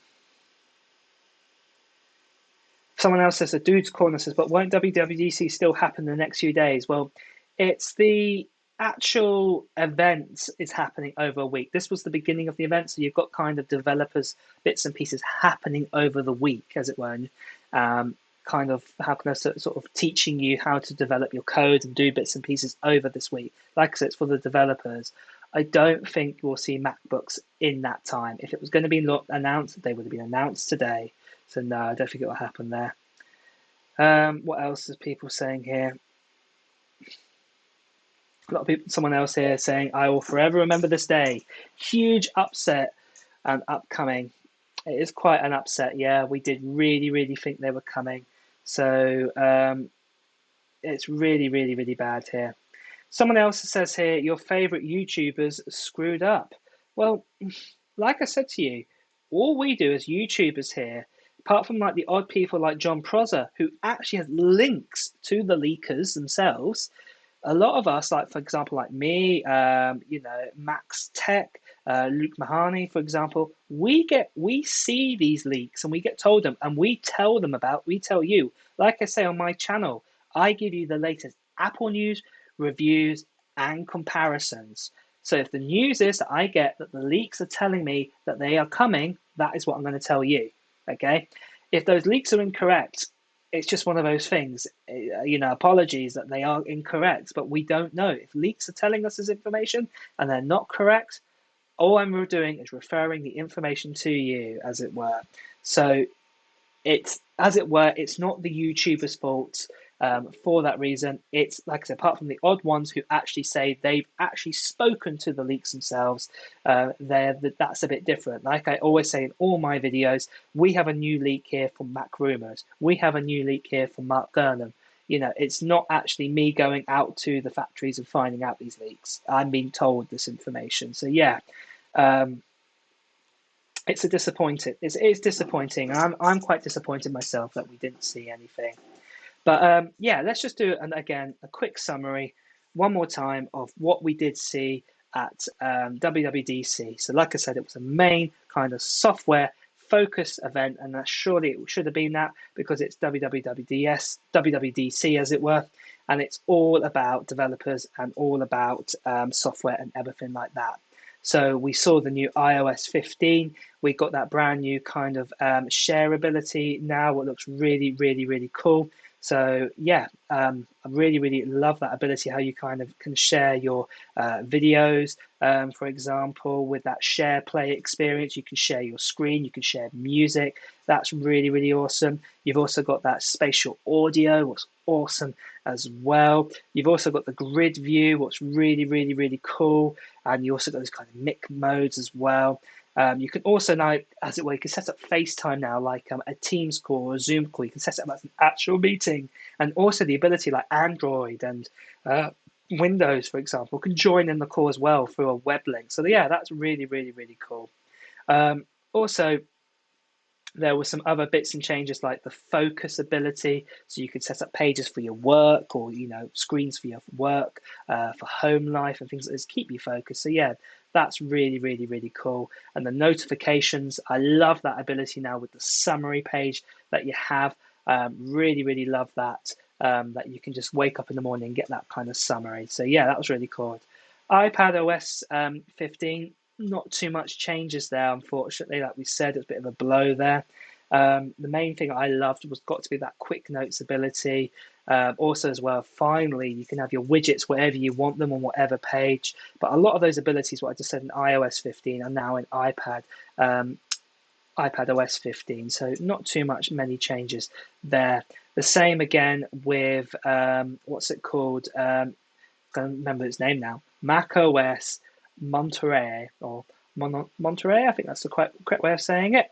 And yeah, I love the ability. For example, my favorite one has got to be that universal control ability, where you can put your iPad next to your Mac and kind of just move your cursor over, pull a file over, and bring it back. And the same if you've got another Mac next to it, you can do the same thing. But it does kind of defeat the object of why do you need a magic keyboard now with your iPad anymore if you can just do that. But yeah, that does look really, really, really cool. I did like that. Again, lots of those abilities that we saw in iPadOS and iOS 15 are inside macOS Monterey. And the same again with WatchOS, lots of new features added, what exist on other OSs, like the ability to share pictures of your watch, for example, and also some abilities with health, for example, they've been added. Not too much on there, but yeah, it's just one of those things. Like I said, there was no Logic, the good question here, no Logic Pro for iPad, no Final Cut Pro for iPad, and that is a real disappointment there. I really did think they have it. Like I said again, guys, with the iPad Pro M1, it's a super powerful iPad, but what's it a super powerful iPad for now? I am very confused from this. Like I said, I'm struggling to think of words because I'm gonna have to think. What would you use the iPad for? You might as well buy last year's iPad or the iPad before that, the Pro, because it will do exactly the same. Your apps might load up 2 seconds faster, but there's nothing extra special. That was the idea of M1. It gives you, those extra cores, that machine learning ability for Logic Pro, for Final Cut Pro, those kind of pro apps. So yeah, we'll have to rely on third parties, I think, on that one to, do everything on that one. Let's take let's take another question then, just quickly, and then I think we will finish off for today because yeah, it's really really disappointed. Moano says, why the hell they mention new MacBooks on the emoji glasses encoding them? That's a very very good question. I guess one of those questions, answers for that would be that there's a possibility that Apple wanted to announce the new MacBook Pros today, and then at the last second they pulled it. Since that message went out, remember that WWDC message with the glasses and things like that went out, a month or two ago. It was before the first one went out before the Spring Loaded event, and maybe they realised we can't make enough MacBook Pros ready for the time we want to do it, and they couldn't just change the picture because everyone would go, "What have you changed the picture?" So they just left it, as it were, as an Easter egg for another time. So yeah. Last question I'm going to take for today. Now I'm going to finish off for the day, guys, because I'll be honest, I'm very disappointed with no new Macs. I don't know. But anyway, let's just quickly go. But yeah, when will iOS roll out for users? Good question. So like I said, the developers version you can get right now. And in fact, if you want to get it right now and you're not a developer, you can use basically my link here and you can buy a UDID code to allow your phone to run the latest beta. But make sure you back up your phone or back up your iPad or whatever to use that beta. The other thing as well, I just want to quickly mention there is also that the public beta is coming in July time.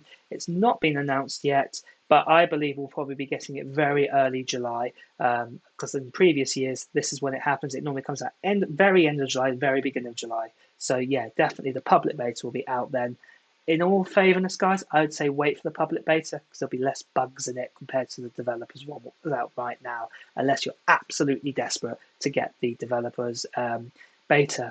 The official version of iOS 15 and iPadOS 15 and all of that will probably come probably about September time. So if Apple do an event, say mid-September, it is most likely the newest OS will come out around that kind of same time. And that is what it's done in previous years. It's come out kind of early mid-September time.